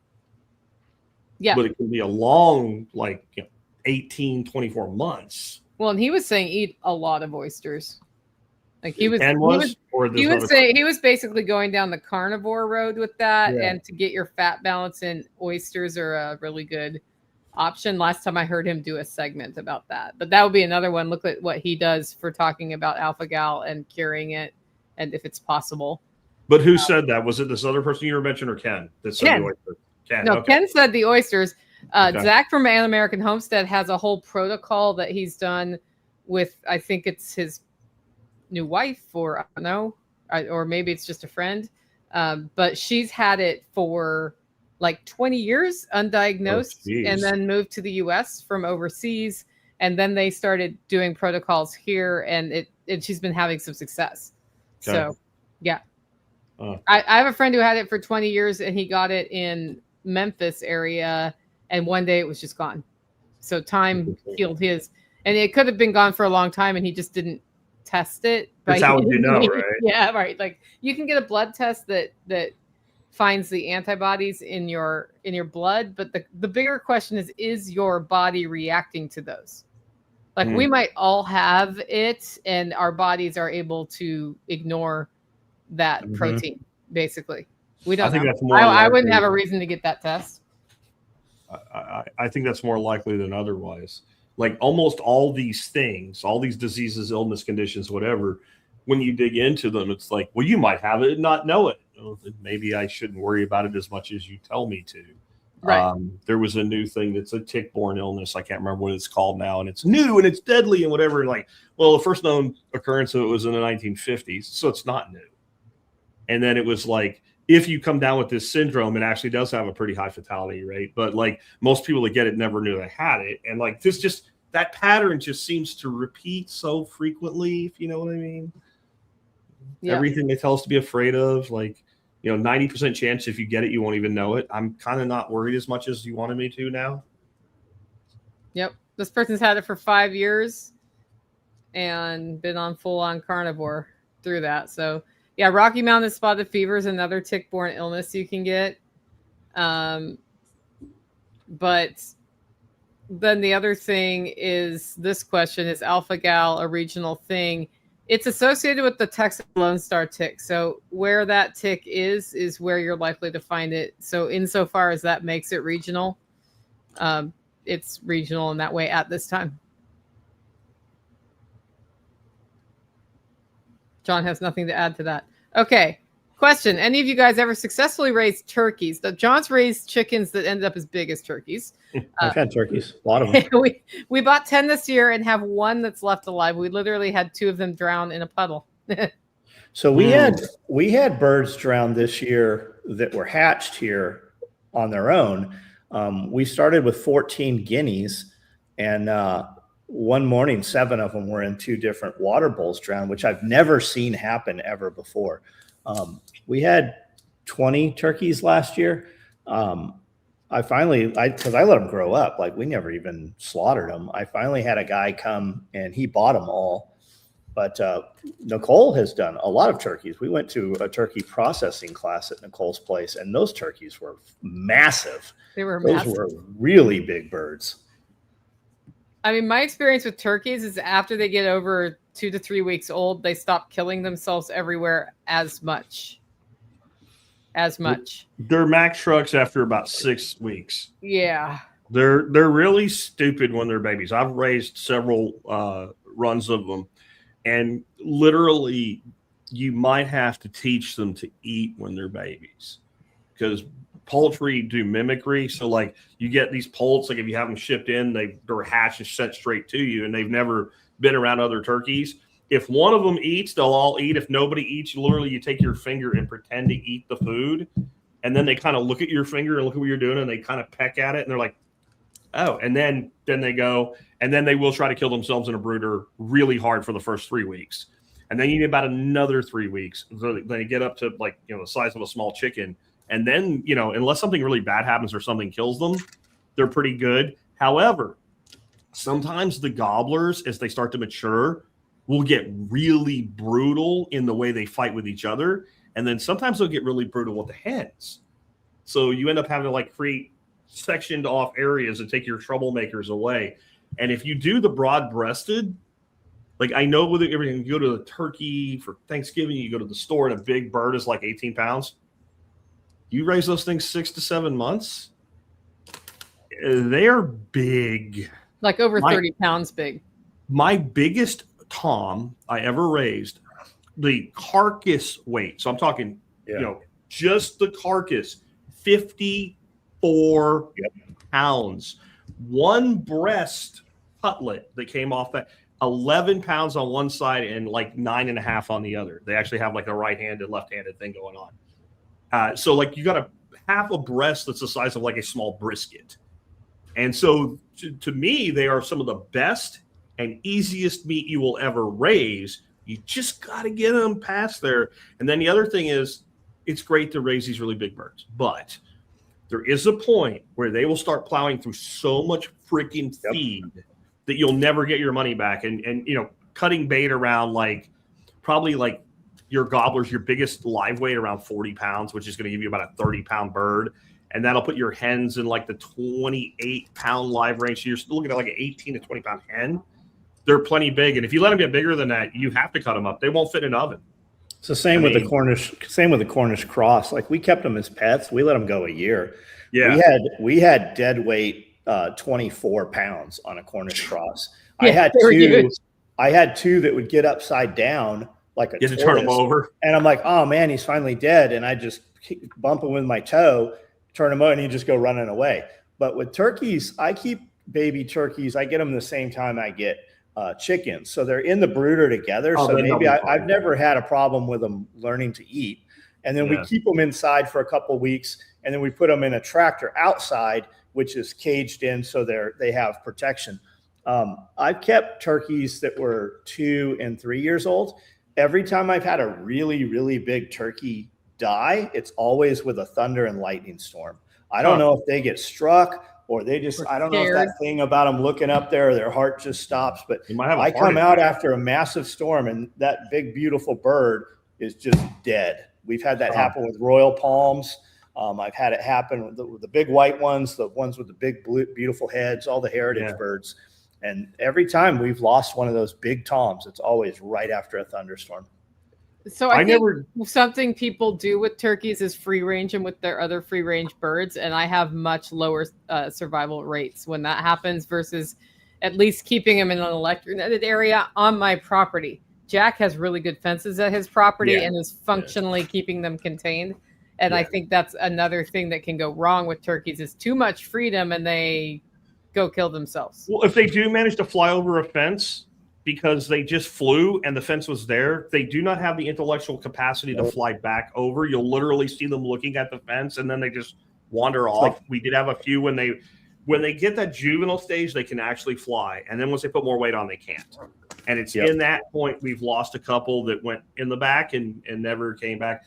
The other thing I'll warn you about, you can get to where they're a little bit hard to kill emotionally because the flock will decide you're the head turkey and they'll hang out with you. Like you'll be doing something, you get that feeling something's looking at you, you look, and there's this freaking 35-pound turkey over your shoulder.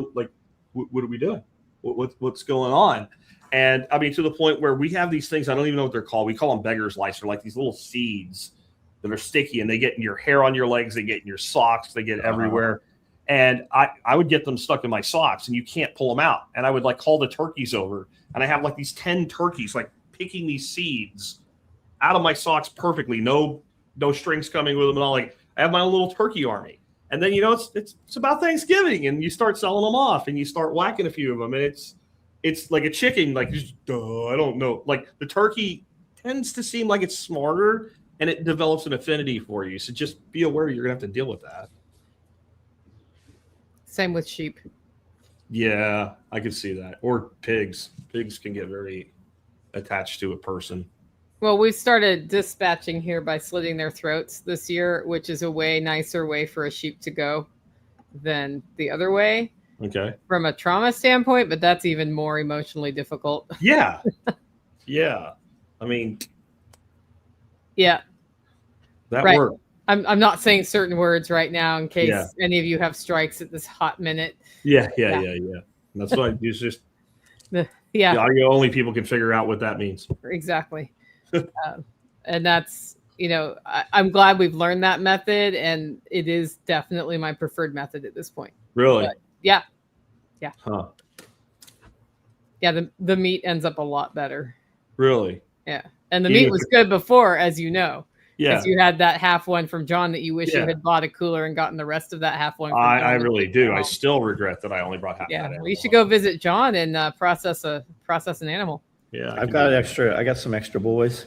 Yeah. But even when it's completely lights out right out of the, like they have no idea it's coming and just gone, it's still better quality when you do a bleed out. Because the heart pumps everything out of the meat and lungs and organs, and it's just a step up in quality. And then also there's not even an instant of what was that. They're just like, they just fall asleep. It looks like they're falling asleep, basically. Yeah. I mean, I've done enough birds, so I know what you're saying. Yeah. So, yeah. All right. Everybody stopped asking questions. What's up with that? I don't know. They don't want us to do anymore. I guess. They don't want us to talk anymore? I guess.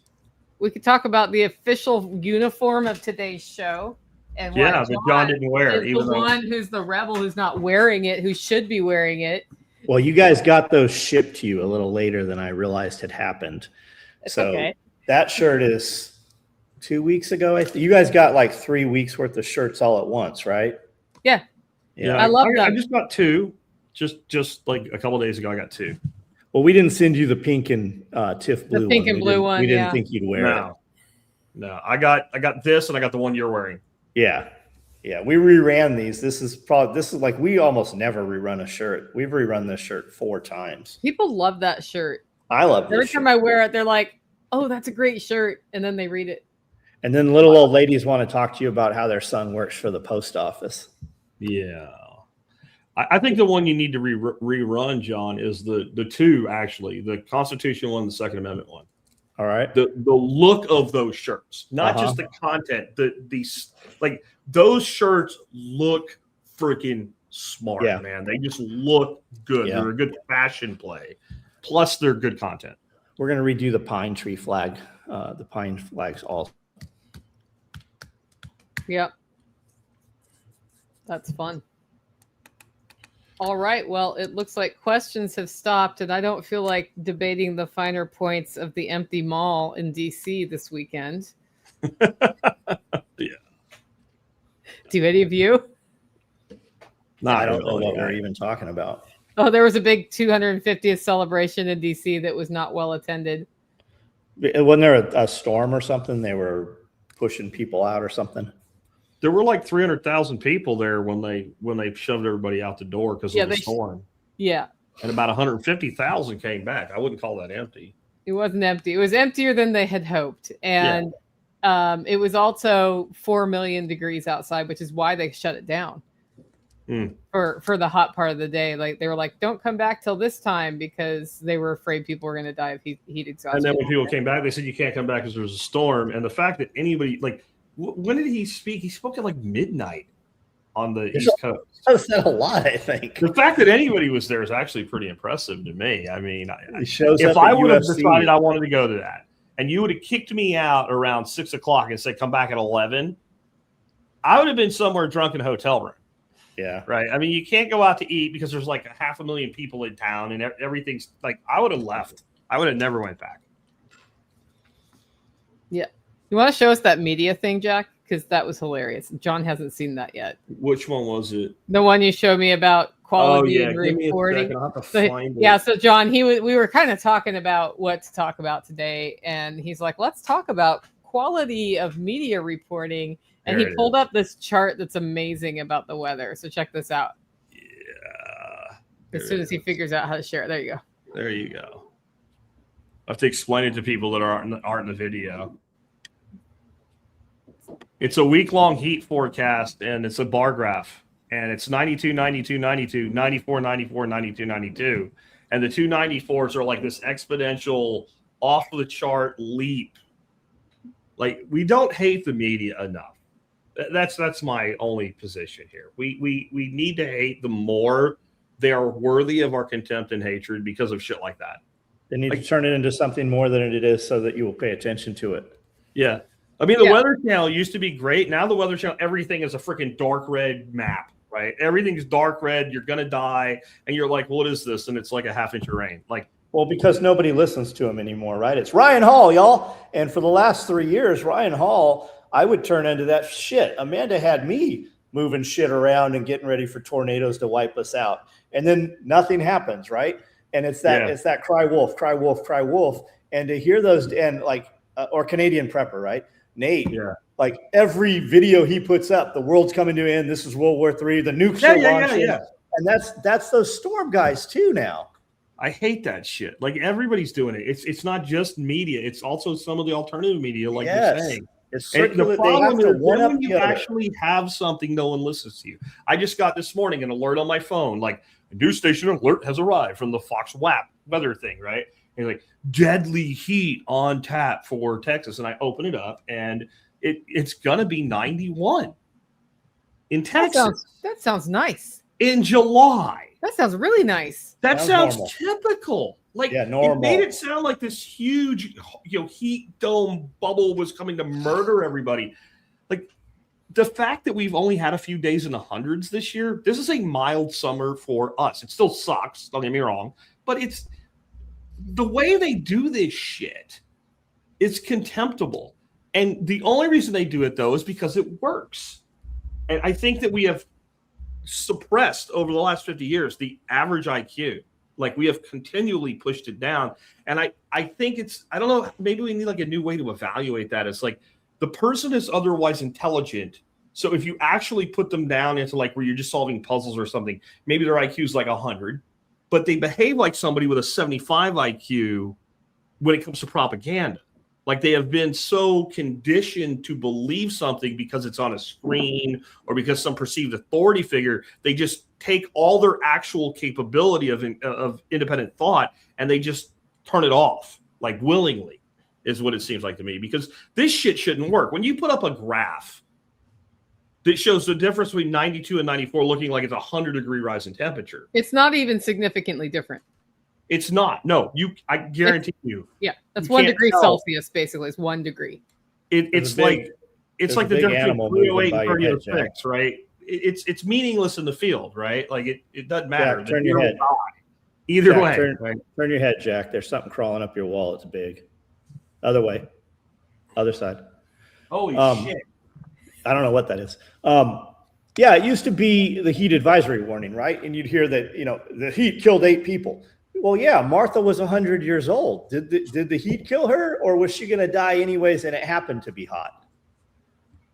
Yeah, or I don't know. We also are less resistant to hot because we're not exposed to hot. So does it matter to pay attention to what the temperature is? Of course it matters, but it's, also there are stupid decisions you make that lead to problems physically in the heat, like doing all of your farm chores between the hours of 11 a.m. and 2 p.m. is a bad idea when it's 103 degrees in Tennessee, which it was 103 degrees at my house 3 days in a row last week.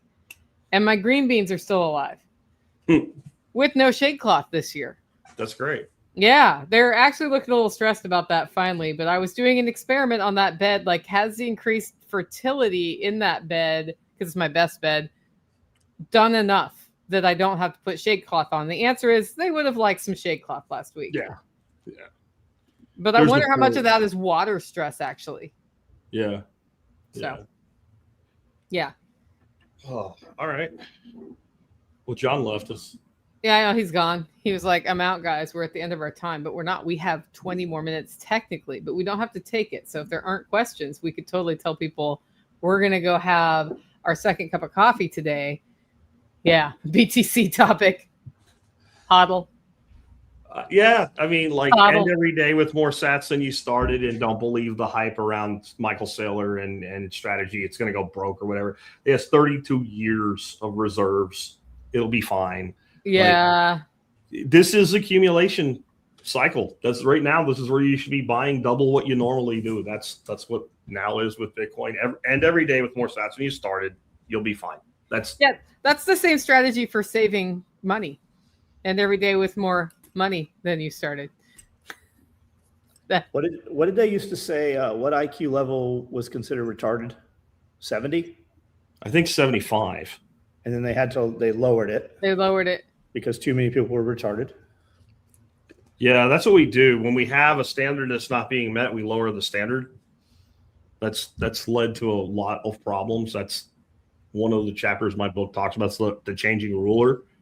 And I tie that into economics. Like, so whenever we have a problem now in the country economically, what do? We just print money and spend it, right? So that's actually become like the de facto standard for everything.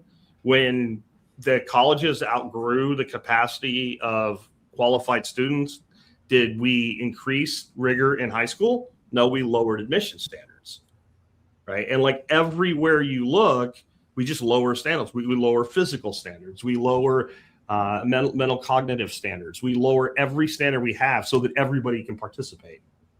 And that whole process has just been a disaster for society. Yeah. So the big question, though, from Debbie is what was crawling up your wall, Jack? You don't want to know. Question. Was it a scorpion? Yeah. I was like, he didn't just squish that. He got away to not be stung when he squished that. Yeah. So I walked in the once. other building yesterday looking for something, and there was stuff all over the place. I'm like, what the hell happened here? And I'm looking around, and I'm like, I wonder if the storm blew a door open. What was going on? And I feel something's like looking at me, and I look, and I see the head of a reticulated python sitting on top of a 8-foot cage. And it's the meanest one we have. Like that thing, when we unboxed that, I got bit by that thing like 8 or 9 times. So I'm like, hey, Cody, come out here. And he comes out. I'm like, hey, retic's out. He's like, which one? I'm like, the golden child. He's like, oh, shit. But we got him uneventful. But just thinking of things moving, because he was right by my head, just like he was right there by you. So the thing with those guys, though, retics and Burmese both tend to be much bitery. Yes. Bitery as young animals, and they chill as they get older. Like my favorite snake, just as a display animal in the right habitat, is a rainbow boa. And they're the exact opposite. You get them as babies, and they're all sweet. And as they get older, they get really snappy assholes. And they're a pretty good-sized animal, so they can lay one on you pretty damn good if they want to do it. They've got real teeth. Well, I think anything that eats birds, ambush predator, tends to be bigger teeth and a little more aggressive, like because they have to be able to get through the feathers and get in. If it eats birds or fish or slimy amphibians, they tend to have bigger teeth. Like your water snakes, they're harmless, but they'll bite the shit out of you. So they have a mild in the process of catching the snake. That's what we really want to know, John. No, I never even owned a snake hook till a couple of years ago. No, we used a big snake hook to grab them. Yeah. No, that thing bites a lot. Amanda bought this damn thing on an auction, and it said bad at it. I go, he's getting rid of this animal for a reason. Yeah. And he is vicious. You know, you look really good with John, you look really good with some snakeskin boots. I'm just going to say it. You're absolutely right. And I just bought a bunch of equipment to make boots. Like I have a almost full cobbler, a complement to be able to actually manufacture 100% a boot or footwear. Because if the smaller animals that can't really do damage is bitey, that's fine. Big animals that do damage when they bite, that like to bite, I kind of look at them as like aggressive rooster. Yeah. You spur me once in the leg, you're going to the fucking tree, right? Like you're going to hang from the tree. You're going to become Kokavin. So like if I had a retic of size that was bitey, belt, hat, shoes, boots, something. Yep. Red Flyer Media. I just watched a black rock squirrel walk around my. Is that like what is a black in color rock squirrel or black rock like or the company? Is it a drone of some sort? Is it like the? Is it like the ticks they put out that had? Yeah. What is a black rock squirrel? I've heard of black squirrels and I've heard of ground squirrels. I've never heard of a rock squirrel or a black rock squirrel. Is there is a rock squirrel a thing? Black rock Vanguard cameras or something like It's a CIA fucking squirrel. I mean, we CIA have an squirrel. NSI drone as a chicken on my property because she's lived many more years than is possible for her to live. And occasionally NSI like sneaks onto my property and puts a green egg in the duck coop. So Maybe. she's spying on us because she follows us around. Does she recharge on power lines? I don't know. She disappeared once for like a month and then came back. We thought she was dead and she came back. They had to upload her programming. Yeah, they had to do a software update or a hardware update. flasher. We're not sure. Yeah.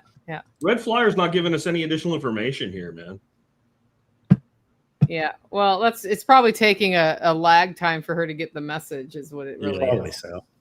And then she's got to like put down whatever she's doing and then go type an answer. Anywhere besides the Texas Silicon. We still don't know what they are. So it must be an actual critter and not a guess. drone. Probably like a ground squirrel, right? Rock Maybe. squirrel. You know, if Well, only they do one of us exist. had typed black rock squirrel into Google and seen what happens. They exist. Yeah? Did you do that? That's what I just did. Yeah. Hold Yeah. on. It delivers what it promises. It's a black squirrel. It lives and in it rocks. likes rocks. That's There a it good. is. That's a fine looking squirrel right there. Well, that's one you want as a pet right there. Make a nice little hat. Except for what squirrels do to your house. But yeah. You know what? They taste pretty good in Brunswick stew, I bet. I've never eaten a squirrel. Have you, John? Oh, we're gonna fucking fix Oh that. yeah, and we've not eaten. know Yeah, that. we ate everything. Every You're West gonna Coast find out what songbird. squirrel tastes like. I know. I totally want to eat squirrel. My neighbor, who's like our hunter neighbor, he found out I hadn't eaten a squirrel and went to his freezer to see if he could find one, but he couldn't. Yeah. So, and I No. haven't. We don't have squirrels on my property because we have canines.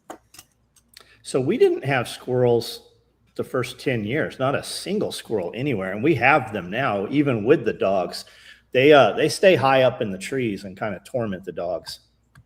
Hmm. Yeah, we don't. I mean, I see them up in the woods, but not here. I got a bunch of them around here, and the dogs are stupid now and can't get them. Like Charlie and Max used to kill them, and Bella and Lucy they have no predatory instinct. They just run, and that doesn't work. There's no stalking. But I've been trying to convince myself that I need to shoot a few of these. And you just did that for me, Nicole. Yeah, So no, I we'll love have that a squirrel. I'll be here there in October. for the November. the pre-gaming of the workshop. Squirrel will feature in that in some way or capacity. I hope you get David involved because then it'll be extra funny. Yeah. So I don't know about the crows actually protecting your flock, but I've seen a lot of videos of that also. And we never had crows here until just this year. And I actually played a crow sound, and the crows came straight to us where we were had a blaring on the phone. I've also read that if you can do it with dog food, but their favorite food is supposed to be peanuts. So if you put peanuts out for them, and I've seen probably the same videos you have where the lady feeds them and then the crow brings back a trinket and takes some peanuts. And crows are very, very smart. They can problem solve. They can put rocks in a container to raise the water level. They're pretty cool. They can open a soft cooler and steal bait out of it. I can tell you that because that's happened. There's a video of Dorothy, like she's got a crow just screaming at her because when we were fishing in Sanibel, it did that. And then she like tie wrapped the cooler shut so it couldn't get it back open. And it realized like you did this and it's like pissed off at me because it can't get any. It was stealing raw shrimp out of the cooler. I've seen these videos now too of like several influencers that are trying to attract and befriend crows. And I'm not sure how effective that is. Like the lady you're talking about, like, did that naturally happen or did they Correct. rob a nest or something and raise a baby? And I think if you did that, ignore the fact you're probably violating game laws or some shit.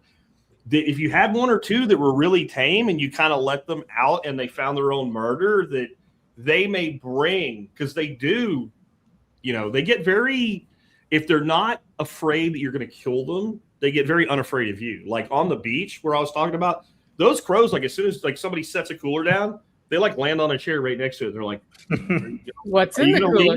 Because if they see you leave, like they're immediately on that. And like the trinket shit, like you got to tell people, bro, don't leave your keys there.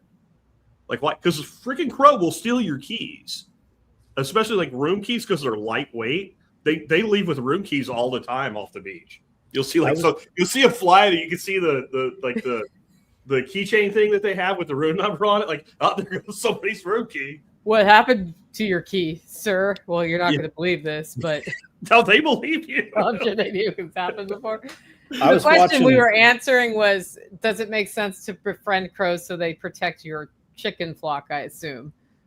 Yeah, they'll do it. I mean, if they're around, they hate hawks. That's one thing they will do. But I don't think they're doing it for you. It's just they're there and there's a hawk and we hate him. Like, it's like, like setting up an agitated group of protesters loose on something they don't understand, right? Like, that's what it really is. There was an Instagram page and the lady was making daily videos on her progression to befriending crows. And it started far out in the field, and she saw some crows and started putting things out that crows were supposed to like. And it did. She kept moving it in closer and closer. And I mean, it was pretty neat to watch. I lost track of it, but it's doable, I think. If you can get them to hang out, they will have an effect. I don't doubt that. I just wonder how practical it is. Yeah, I mean, I have dogs, so we don't have crows. Yeah. I don't think you have to split the tongue to get them to talk. I've heard that too, Charles. But crows, I've seen crows and ravens that do have some vocabulary, and I don't believe that you have to split the tongue for that to happen. There's a lot of protection laws, like they'll spend more time messing you up if you have a crow than they would somebody who harms children. It's absolutely baffling the amount of time to enforce some will on somebody over an animal. But they murdered Peanut, man. Yeah, they do. And that killed Peanut, the squirrel, man. And that should have been the catalyst that kind of started the change in things. Yeah. If nobody reacted over the raccoon and the squirrel, then people are like, what's going to be the trigger? I don't think the trigger's coming. I don't think there's going to be one. But the crow thing, I actually looked that up a couple of years ago. It is very, very difficult to get a crow or a raven in the States, but you can there's a magpie, and then you can have European crows. Just like we were at a reptile show last year, and a lady had a Eurasian owl. It is, I think it's one of the largest birds that you can have it. You can literally buy it. They're like $5,000. It will imprint on you. And this is like a lifetime thing. You're going to have this animal the entire time of its life, but you can't have, any other birds of prey. You can, if you go through the Raptor Society and you apprentice and you do all of that, but these Eurasian owls, you can just buy them. And that's how the raven crow thing is. There are some European animals. Same with taxidermy. It's very, very regulated to have taxidermied crows in the United States. You can have them right up in Canada. You can have them, but you can. That's weird because most states you can shoot the shit out of them. You can, but it's the whole protection of them. Okay. There's a hunting season and everything for them, but for most of the people doing taxidermy and oddities trade, they're using European crows. Well, I mean, the season on crows in Pennsylvania is July 1st to June 30th. Yeah, I buy crow. That's the whole year, dude. I buy the old canvas and paper mache crow anytime I find them, but you just don't see them as much anymore. I buy all those old decoys. Yeah, the ostrich farm was pretty insane. And I guess they did end up killing all those, even after court injunction, and they tested them and they had no bird flu. That was just some bureaucrat was going to, and what that's about, that's not about them. It's about you and me and Jack and Nicole. You guys better pay attention and do what we tell you to do, because this is what's going to happen. It just eats away the next guy. It's not about them. It's about, we said you're going to do this, and by golly, you're going to do it. You know the memes that look like it's like the 50s or 60s and like to have the housewife with the cup of coffee or whatever? There was one of those recently that somebody put out, and it just said, yeah, exactly that look right there, Nicole. And it said, they're doing it again because you didn't hang them the last time they did it. Like, yeah. And I think there's a point where, like, will we ever hit that trimming point, or have they dumbed down society and made us so comfortable in our slavery that we never will? But, like, is there a point where, like, what was the shirt you had, the bring back tar and feather? Like, I mean, like, there's a point where if you push people far enough, it's just like, have they so neutered humanity that point isn't there anymore?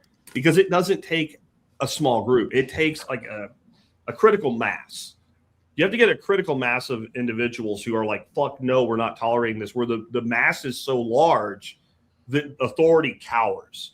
And I just don't know if that exists anymore. Well, I think that's the whole thing with all the flock cameras and the surveillance, right? They know that time is coming closer, and they need that, right? And without law enforcement willing to enforce their will, I was just doing my job. They never could have done the lockdowns, except cops were willing to do the lockdowns, right? And who's pushing for all the flock cam? Law enforcement. Well, it might save a child, or we found a stolen car. Well, do your fucking job. Like, did you see the female officer that just got beat up in North Carolina, responded, and like 5-6 dudes jumped on her? I mean, beating the shit out of her.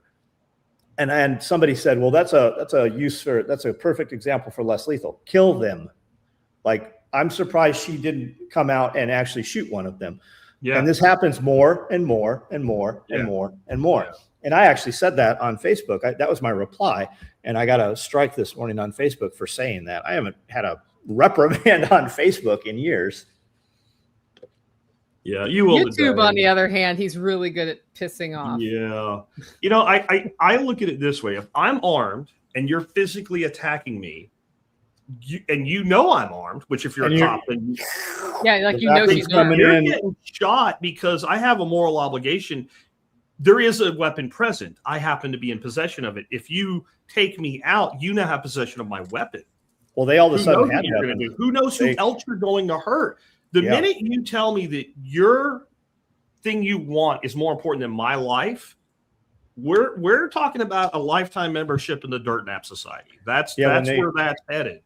They found a bunch of Glocks with switches, a bunch of full auto Glocks. Dude had a spear. They found a fucking spear, like a big spear.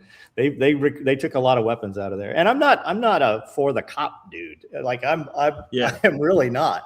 I don't want any law enforcement. I don't call cops. I don't expect them to show up. I don't need them interacting in my day-to-day life. Yeah. But that shit's out of hand.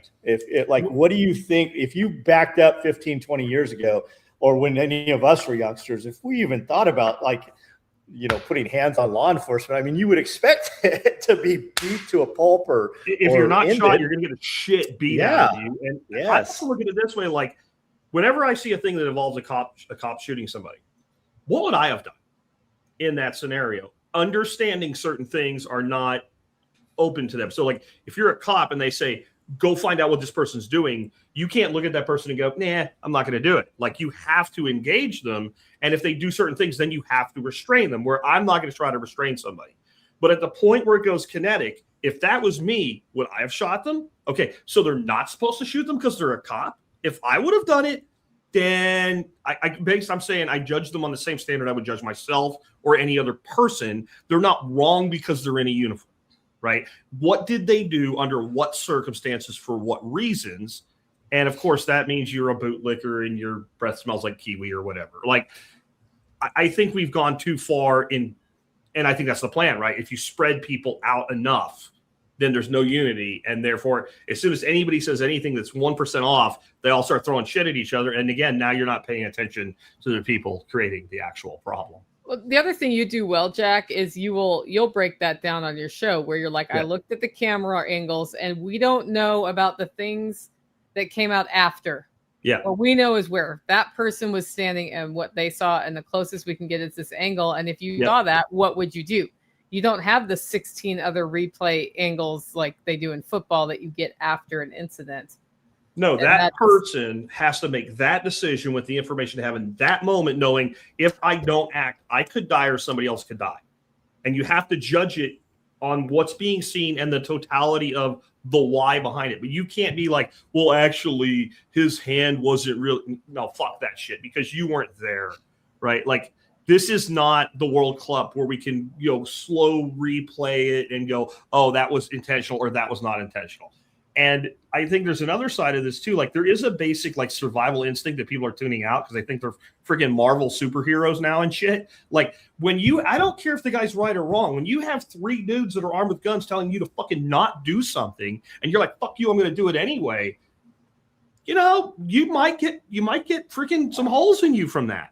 That's just, even if you're right, you're still dead. Like that doesn't make any sense to me. Watch the video. It's easy to find. It'll probably target you now because we've spoken about it. Of course. But you'll see it. It's pretty wild that she did not go to gun, but she didn't.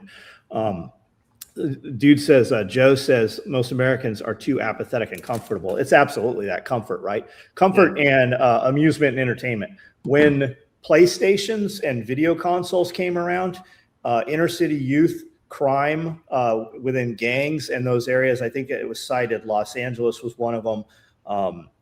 Atlanta, there was a couple others, Chicago. Crime rate dropped by like 50% over an 18-month period. And when they talked about it and they looked at it, and the FBI statistics over the next 6 or 7 years said it was because of game consoles. As long as they had power and entertainment, they weren't outside. When did riots and stuff happen? When power went out, when it was extremely hot, that's when your riots would always pop off. But the game, and it goes back to the amusement and entertainment. They are too complacent because we are too comfortable. I was reading an article about the crime rate being the lowest it's been in a long time this year so far for murders specifically. And you know, it bumped up after 2020, and then it's gone back down again. So some of it is, I wonder how much of this stuff we see because we can see everything instantly. And it's that cherry pick of all the stuff to make us angry and get our eyeballs. Sure. I mean, why am I talking about it? Because I saw it on this. Yeah. And they always talk about the thing that's happening over there where you don't see it. So you feel like there's a lot more of it than there is. Yep. Like during COVID, we had family members that were from New York going, Texas is really bad, isn't it? You're like, no. Well, I saw on TV. Yeah, but I live here. Yeah, the death clock. Right. Or like all these people from the World Cup that are coming to the Europeans and all, they're coming to the United States for World Cup. They're like, this is nothing like we thought it was. Right. This is nothing like we thought. Like they thought like people were getting shot like every 5 minutes. Somebody's just getting shot in the street. Like people are just driving around, just randomly shooting people or something like, and you can't get any medical care. And all our food is McDonald's or whatever. Like they're like, this place is awesome. And that scenario is run over and over and over again. You always talk about how bad these people who you don't see really are. And then you get some collective, like a collage of these bad things happening, and you show it to people, and that feels like the only thing that's happening. And when you're like, I don't see that. Well, it's over here. Well, if it's over there, then that's those people's problem. I think we do need a little bit more of that too. Like, well, then that's their problem. Why don't they fix it? And maybe it's because they don't actually have a problem that you're being told that they have, right? Like the virus stuff is like the perfect case study of that. They'll tell you about this thing and it's deadly and you're going to die. And when you research it, you're like, how am I even going to get that? Run over by a car crossing the street when I obeyed the stoplight than I am to get this rare, disease that's going to kill me. Ebola. Yeah, Ebola. Yeah, there's 2 cases. Every summer it's Ebola. I'm like, I'm going to start writing down the day I hear about the Ebola outbreak that's going to kill me. Yeah. And see if it's the same date every year or within a week. I bet you it's within a week. Yeah. And I mean, not discounting that it's awful to die of Ebola, but the chances of you and me dying of it here are pretty low. Yeah. When people die here, we bury them. We don't throw them in a ditch and let them rot and let the lions eat them and let shit run through our streets. So we probably have a little less communicable disease risk here than where this happens all the time. Yeah, there's a morning briefing somewhere. They're like, Ebola didn't work. Roll out space aliens. Space aliens didn't work. Let's roll out monkeypox. Yeah. Yeah. I mean, I was like, how about monkeypox? I looked. I was like, what is monkeypox? How do you get it? I'm like, yeah, I'm not going to get that. Well, how do you? Pretty much. There's one thing there's involved in all the people. Bit about AIDS from the 80s that I can't say here that would cover monkeypox pretty well. Fluid exchange. We'll just put it that way. Yeah. Fluid exchange. Yeah. So. A 14-year-old little boy showed up. Well, then you need to arrest an adult because that's where. That's exactly what you need to be. Yeah. Doing. Let's get the pedophile. Yeah. Mm-hmm. Yeah, right, crazy. I think we're at 2 hours here. Yeah, we're time for Once Around the Horn. I'm going to end on, I'd like to do the last one. It's going to be a little somber. So, John, why don't you go first?